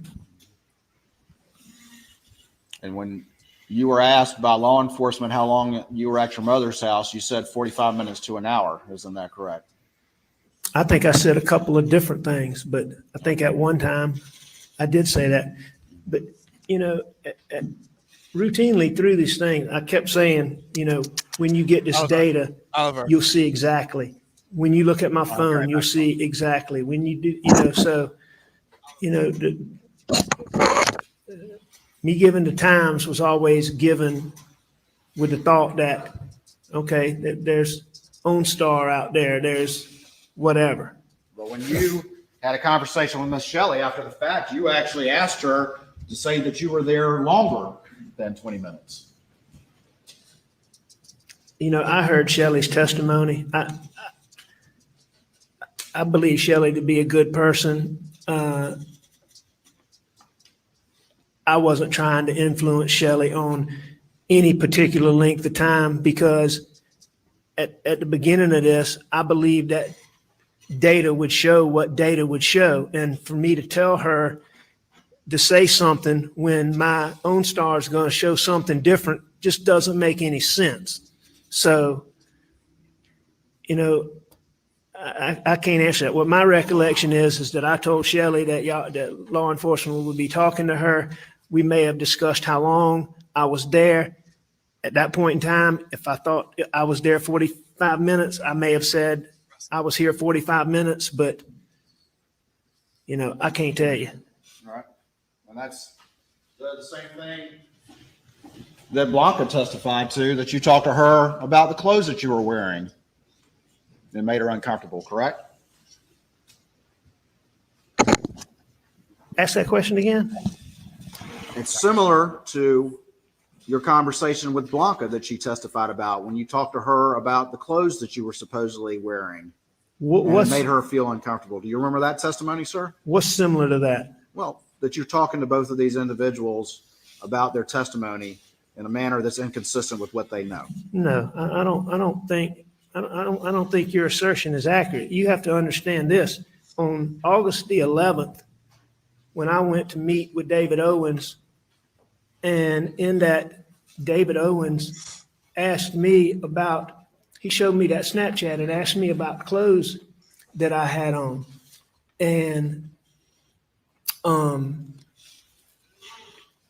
shortly after that, the next time I was with Blanca, I asked Blanca about those clothes because David Owens had asked me about them and was made an issue about it. And so I checked with Blanca to see what I specifically asked Blanca, and it was an issue to me. So I got Blanca and I said, I need you to sit down and talk with me about this. This is important. Do you remember my clothes when you came to Moselle that day? And she remembered exactly what she testified to. She remembered that my pants were there. She wasn't sure if the shirt was there. At that time, I think she actually thought the shirt was there, but she was clear that she wasn't sure about that. No, she wasn't unsure, but she didn't remember, but assumed that it was. So that was the conversation and why I was asking Blanca. Well, again, you're very specific about your memories of that conversation. Is that correct, Mr. Murdaugh? You dang right. I'm consistent about that because a very short time before that, David Owens is asking me questions and telling me I'm a suspect in the murder of my wife and my child and asking me about my clothes. You dang right it was important. It was important, right? And you dang right I remember why I went to her and for what reason. Because the only thing you're concerned about is yourself. You're not concerned about giving accurate information to law enforcement, correct? What's the reason for that, Mr. Murdaugh? Why don't you want to give accurate information to law enforcement? Why do you want to talk to these women who both are employed by you or your family and try to influence what they are going to say? I did want to give law enforcement accurate information. I told a lie about being down there, and I mean, this is the part that doesn't make sense. I got myself wed to that, but I wanted to give them as much. I knew that I hadn't done this, and I wanted to give them as much accurate information as I could. But the reason I went to Blanca is specifically because David Owens talking to me on August the 11th. Okay.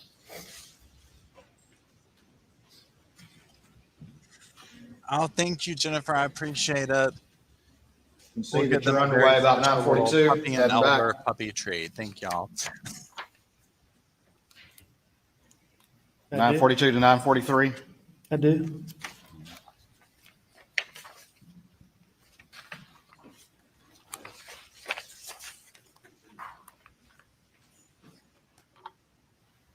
I mean, he says one thing, but then like when he was like, well, I knew I didn't do this. And so I wanted to be accurate, but then it's like, and he brought it up right away. Well, then why did you lie to them about being in the kennels? You know what I'm saying? That's where this was probably not a good idea for him to get on the stand. Turned on Moselle about 10:01. Turned into Moselle at 10:01. Yeah. Sorry. It looks to me like I turned into Moselle at 10 o'clock. 10 o'clock on the dot. Sorry. Yes, sir.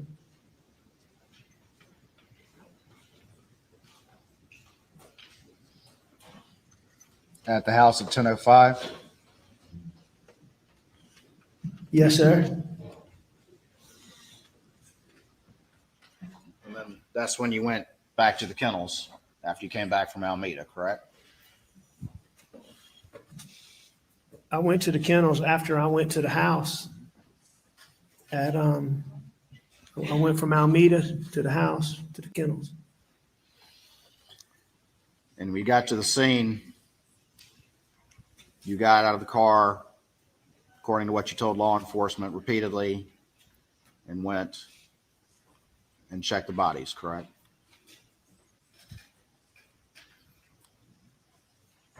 Before you called 911. Is that correct? No, sir, that's not correct. You're saying you didn't say that to law enforcement? I don't know what I said to law enforcement, Mr. Waters, but I can tell you this. Oh my I God. pulled up and I saw Mags and Paw Paw. I jumped out of that car. I know that I went back to my car and I called 911 as quickly as I could. That point in time, when I got on the phone, then is when I went to them and did the things that I did. We keep saying that. So, But you were what very- you're saying is not accurate. You're saying that you didn't say very specifically to law enforcement that you went to them prior to calling 911. Oh no, not the When? tattoo. After you got out of the car, you told law enforcement repeatedly that you went over and checked the bodies before you called 911. No, I don't. If I did say that, I don't believe that's accurate. Did I check Maggie and Paul before I called 911? Correct. No, sir. That's not accurate. At least that's not what I remember. That's not what you remember saying, or that's not what you say now happens? No, that's not what I believe happened. Okay. But you don't deny that's what you said. Did I check Maggie and Paul before I called 911? Correct. I don't believe that's what I said.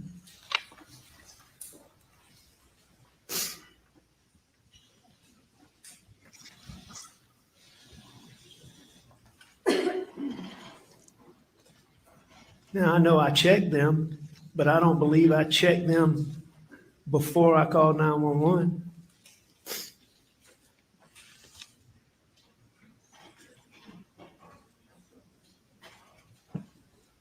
Because I can pretty well remember vividly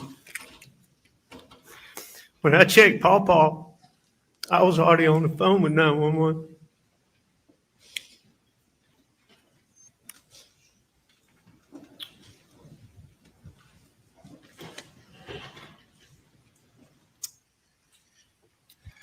Looking at this data,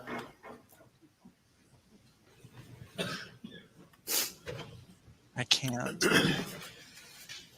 Oh, here we go. to show the vehicle parking at 10:05 and 55 seconds, Yes, sir. 10:05:57. The Suburban arrives at the kennels. You agree with that? I'm sorry, say that again, Mr. Waters. At 10:05:57, it shows the Suburban arriving at the kennels.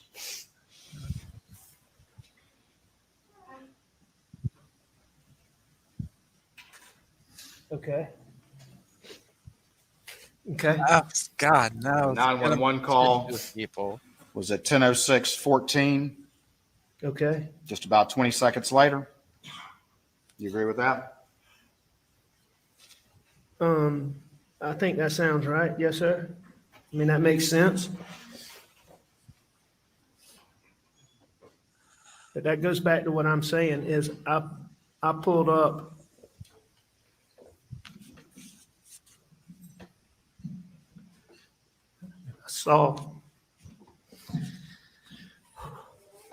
I saw them, and I know I jumped out of my car.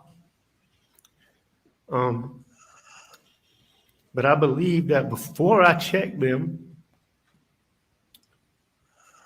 in fact, I'm almost certain that then I went back and that's when I went and got my phone and I called 911. Okay. And then after I called 911, there was a little while where there wasn't, I don't think there was anything going on. And I believe that is the time period that I went and checked on them.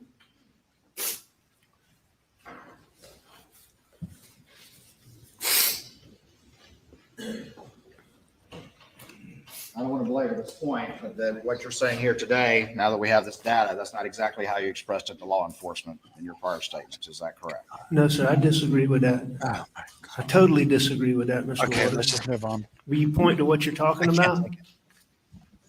I'm having to comfort myself. I'm gonna what do you call it? Self-comfort.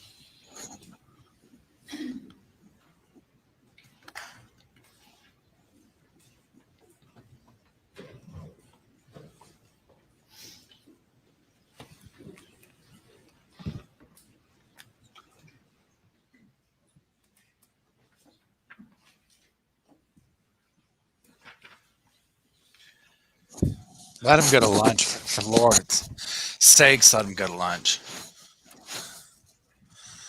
Oh my gosh. Oh my gosh. Oh my gosh. Where's the first?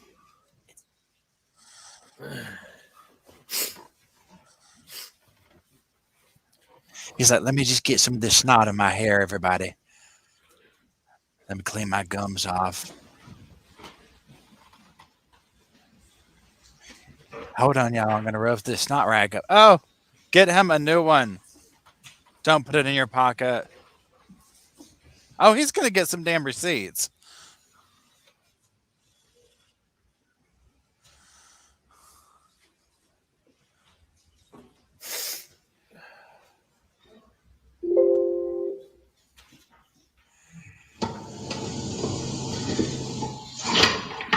All right, sir.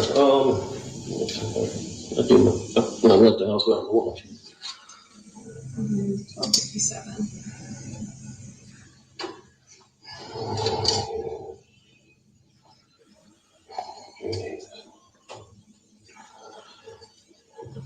All right, Mr. Murdaugh, state your full name for me, please. Richard Alexander Murdaugh. And spell your last name so we can get it right. Murdaugh. All right. And you go by Alec? Yes, sir. And date of birth, Mr. Murdaugh? May 27th, 1968, And good phone number for you. 803-942-1227. All right, sir. And sir, what was your name? Yeah, Danny Henderson. Okay.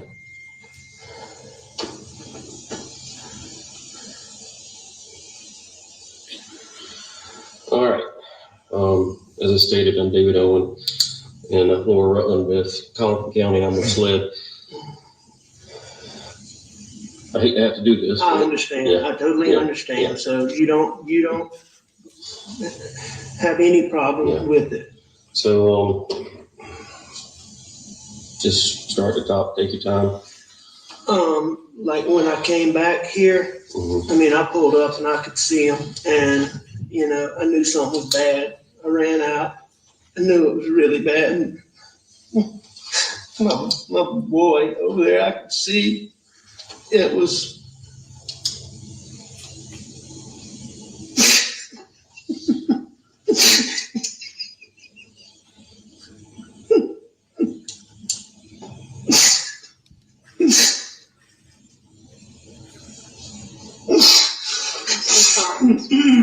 And I could see his brain.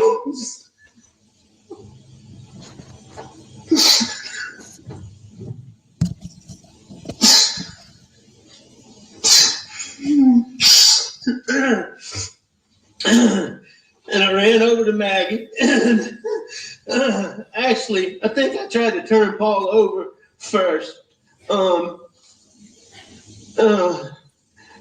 I tried to turn him over, and I don't know. I figured it out. His cell phone popped out of his pocket. I started to try to do something with it, thinking maybe, but then I put it back down really quickly. Then I went to my wife, and I could see. Mhm.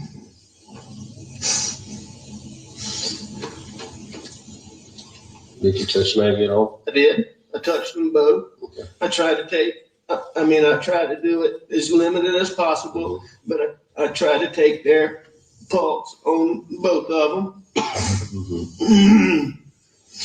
And, you know, I called 911, pretty much right away. And she was very good.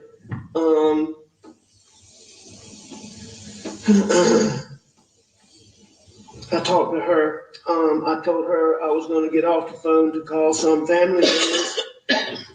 I did that.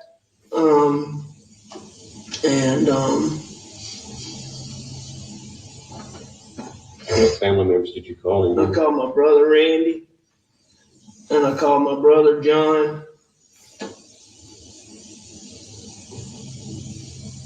And I tried to call a little boy, a real good friend that's right around the corner from here, but I didn't get him. The person you didn't name, that was Rogan, the little boy right around the corner. Is that who you're talking about? That's correct. But going back to your question, I mean, that's the way I remember it, what I said right there. And you know, your question about did I do these things before I called 911, that's not what I said then. And that's not what I remember now. Okay. So you're saying now that you went out, you checked, you came back, got your phone, and that's when you called 911? I'm not saying that now, Mr. Woods. I am saying that now, but to me, that's what I said then. I mean, I told her, I called 911 right away. There was no time to do the things that I'm talking about doing in the time between getting there and calling 911. When you talked about calling Rogan, and you said that he lived right around the corner, correct? That's correct. But Rogan wasn't staying there at the time. That's the whole reason that Cash was at your kennel, right? You knew that. Well, Rogan was staying in Beaufort a lot, but he was home a lot too. I didn't know where Rogan was on a daily basis. About keeping his dog Cash at the kennels when he was staying with his girlfriend and working down in Beaufort? Yes, he had asked me that. But I mean, that had been some time before. I didn't know. You're making a big deal about this, Mr. Waters, but that particular night, I didn't have a clue where Rogan was staying or not staying. I was trying to find somebody to come out there with me. I'd called Randy, I'd called John, and Rogan was the next best alternative. Okay. And Rogan is so close. I mean, Rogan, of all these kids that you've heard, Rogan, Gibson, I mean, Roro is like a Rogan. You prefer when I call him Rogan, is truly like a son to Maggie and I. And he was such a good friend to Buster, and he was such a good friend to Paul. And you've been through everything I have. You'll see that 2 weeks or 3 weeks prior to this, I ran out of gas when Bus and Paw weren't home. And Rogan's the person that I called to bring me gas. Nobody's disputing any that Rogan would have helped you. Let me keep playing this. Was around Paul when he walked up. Blood. Anything else? I mean, there were some body things, yes, sir. I mean, like any other evidence? I know you said the phone fell out of the pocket, but did you see anything else that didn't belong or shouldn't belong or that wasn't part of Paul? No, sir, not. No, What's Buster not. doing? No, sir. How about Maggie? No, sir. You didn't see anything around them? What made you come out here tonight? I went to, my mom's a late stage Alzheimer's patient. My dad's in the hospital. My mom gets anxious when she does. I went to check on them and Maggie. Maggie's a dog lover and she fools with the dogs. And I knew she'd gone to the kennel. I was at the house.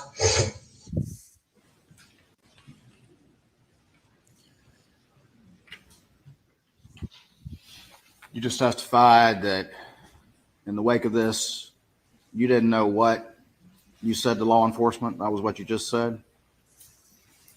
No, I mean, I know a lot of what I said to law enforcement, but there's a lot of things in looking back at this video for one, the 911 call for one.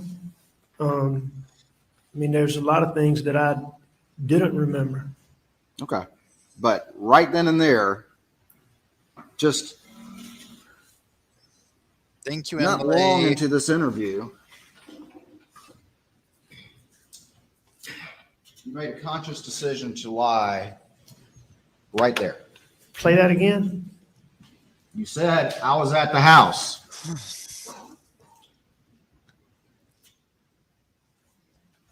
And I knew she'd gone to the kennel. I was at the house. I left the house. We played, You want me to back it up some more? well, Yeah, we can keep listening to it. Anything about him now? What made you come out here tonight? I went to, my mom's a late stage Alzheimer's patient. My dad's in the hospital. My mom gets anxious when she does. I went to check on exactly what them and Maggie. Maggie's a dog lover. And she fools with the dogs. And I knew she'd gone to the kennel. I was at the house. You want to hear it again? No, sir, but I don't So you think, made a conscious decision to lie right there, this early into an interview, sitting in the front seat, correct? I don't believe so. You didn't make a conscious decision to lie? I don't believe that. I don't believe that was lying at that point. Okay, tell me why not. Because Maggie had gone to the kennels and I was at the house. Okay.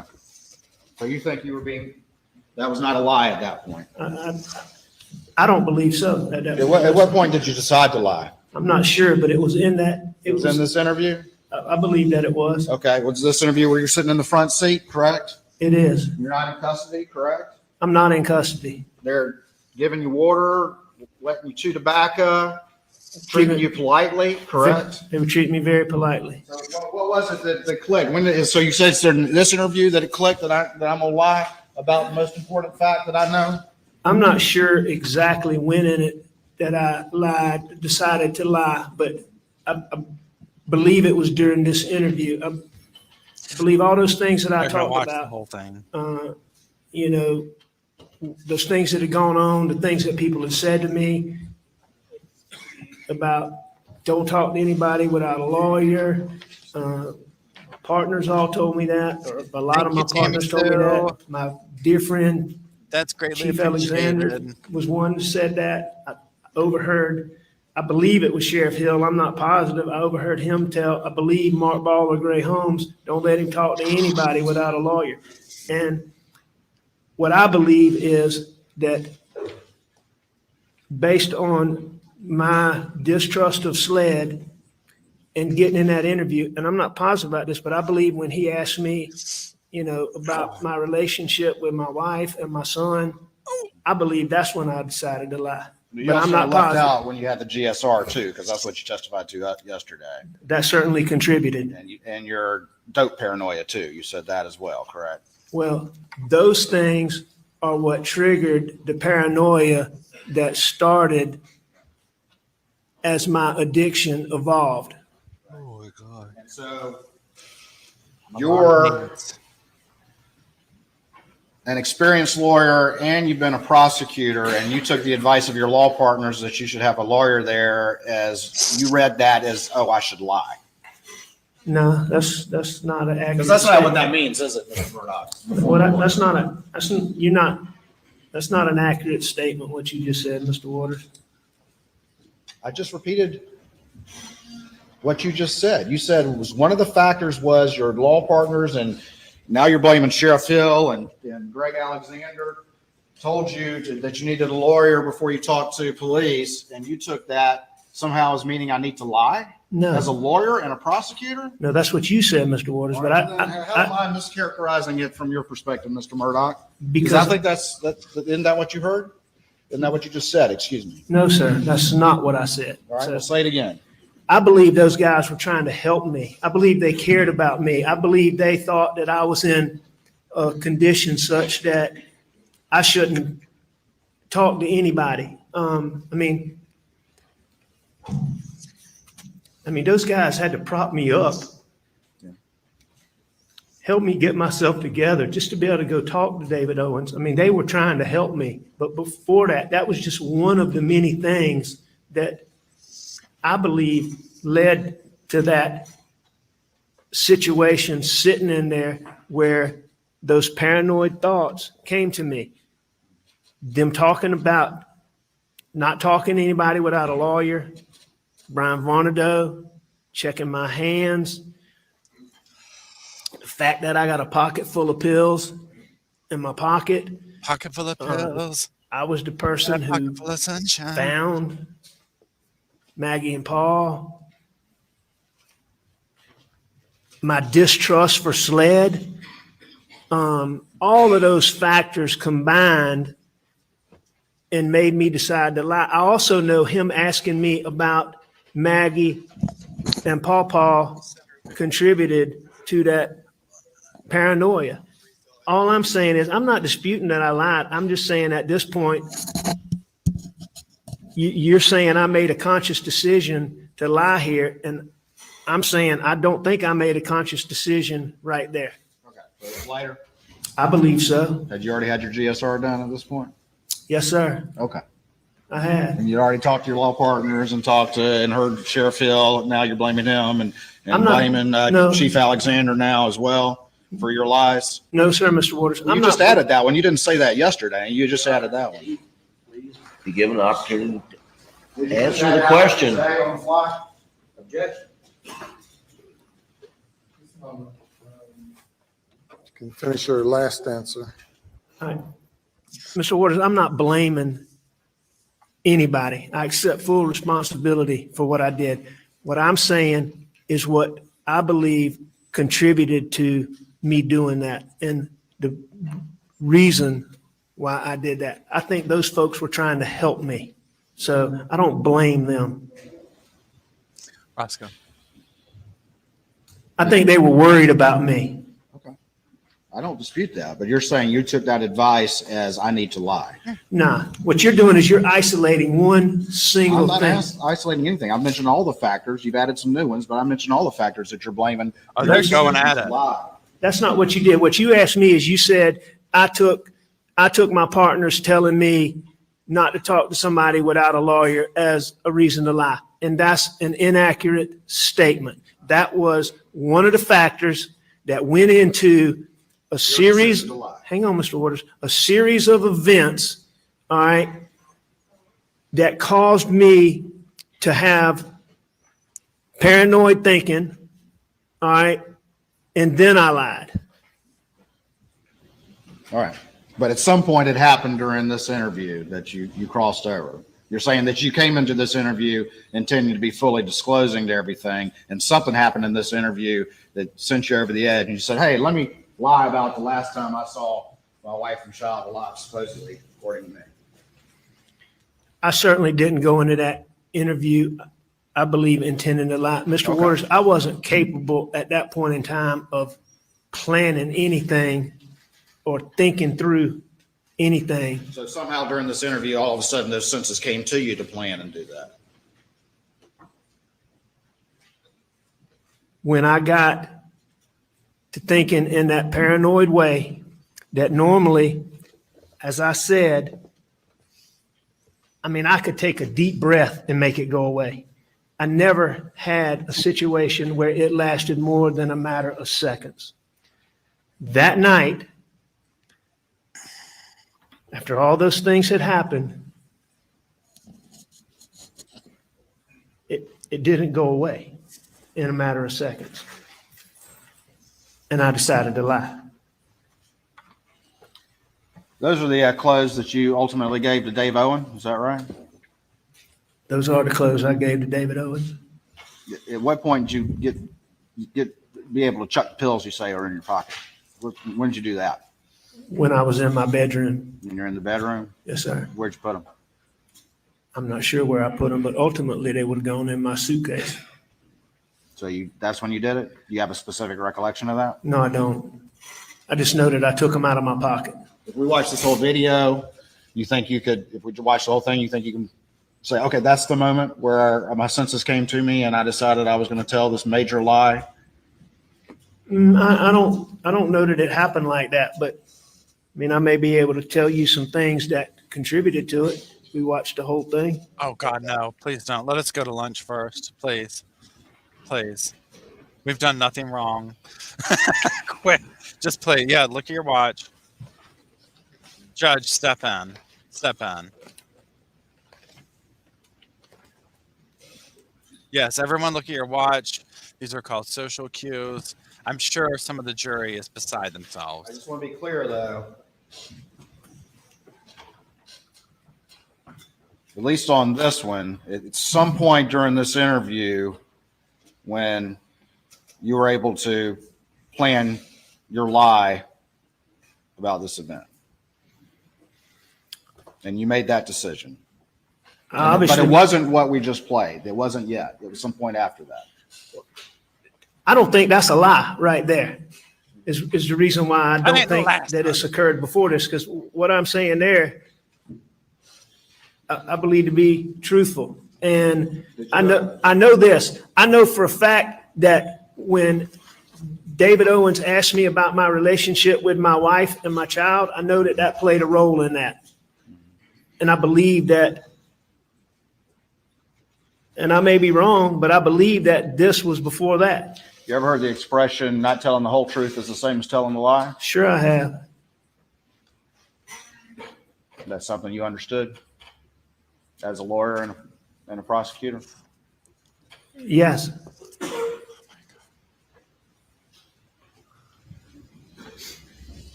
All right. Judge, please, now's a good time. There's quietness. The temperature's good in the room. Just go with it. Oh my God. He's starting the videotape. Somebody, please. All right, Mr. Murdaugh, state your full name for me, please. Richard Alexander Murdaugh. And spell your last name so I get it correct. Murdaugh. All right.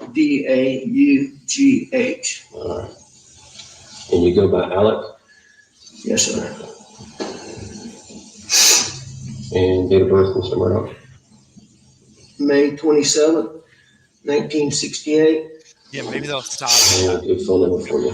803-942-1227. All right. And sir, what was your name? Yeah, Danny Henderson. Okay. Yeah, Diana, I can't imagine anything major is going to happen in the next little bit, honestly. I mean, All right. could be wrong, As I though. stated, I'm David Owen in Lower Rutland with Collier County. I'm a SLED. I hate to have to do this. I but understand. yeah. I totally Yeah. understand. Yeah. So you don't have any problem Yeah. with it. So,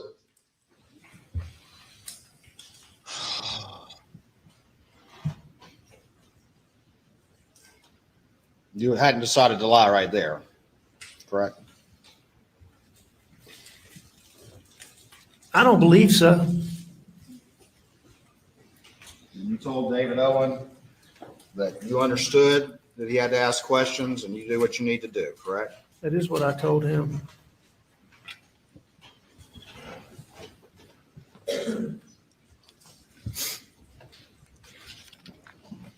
Ron, this might be a good time for a break. Amen. Clock. Ladies and gentlemen, addressing the jury. 2 hours. We'll break till 2:15. To go to the jury room, please do not discuss the case.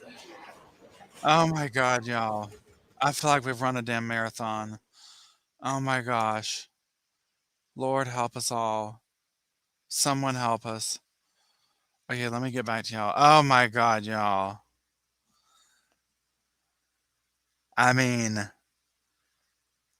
this has just turned into a you know what show, because I understand what he's trying to do, right? I mean, he's up here saying I mean, this is what's so interesting to watch about this, because Alex keep opening up these doors, right? And for them to come in with stuff, and it's like, dude, this is absolutely, his lawyers better take him to wherever they hold him and give him his little bologna sandwich and be like, dude, no. At this point, if the lawyers do a rebuttal, this is personally what I think they're going to do. They're going to give them, be like, did you take the lives of your wife and son?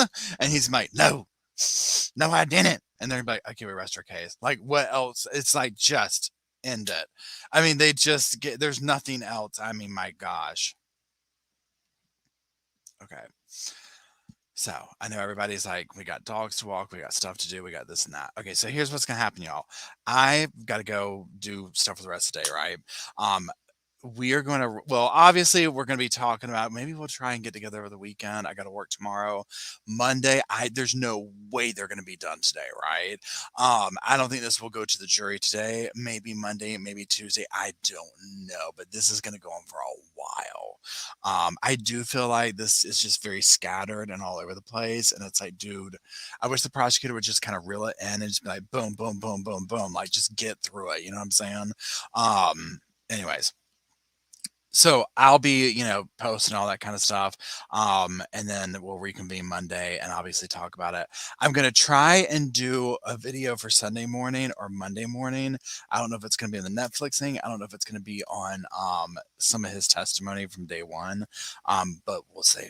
One of those things. Thank you to everybody for joining, y'all. This was so much fun. And we'll keep doing this for not just this trial, but other ones, obviously, when I'm able to do it and sit here like this, because this is an amazing way to watch this. It keeps it going. And y'all see, the cringe is so painful. I can't do this on my own, y'all. Like, I need y'all here for this, right? And thank you, Emily, for holding. I know Emily's baby puppy sitting now. Thank you, Emily. Love to her. Everyone send love to Emily. She holds us down. She's been here since day one, and I'm not being dramatic when I say that.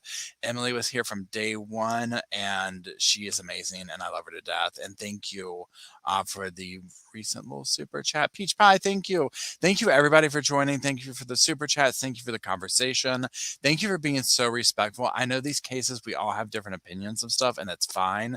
That's what we're here. That's like why I'm here. I love hearing other opinions, because as you see, if you follow me, you know I go back and forth. I literally am like looking at all this different stuff, and so I love hearing a variety of opinions, and I appreciate the insight from everybody and the love and also the respect for the victims and whatnot. Roscoe's on the sofa. He says hello and thank you. And just hold it down, y'all. I mean, my God, this afternoon's gonna be rough. This was rough, y'all. This was rough, but it was fun. Anyways, that's it. I love you, Sofa Squad, and I'll talk to y'all soon.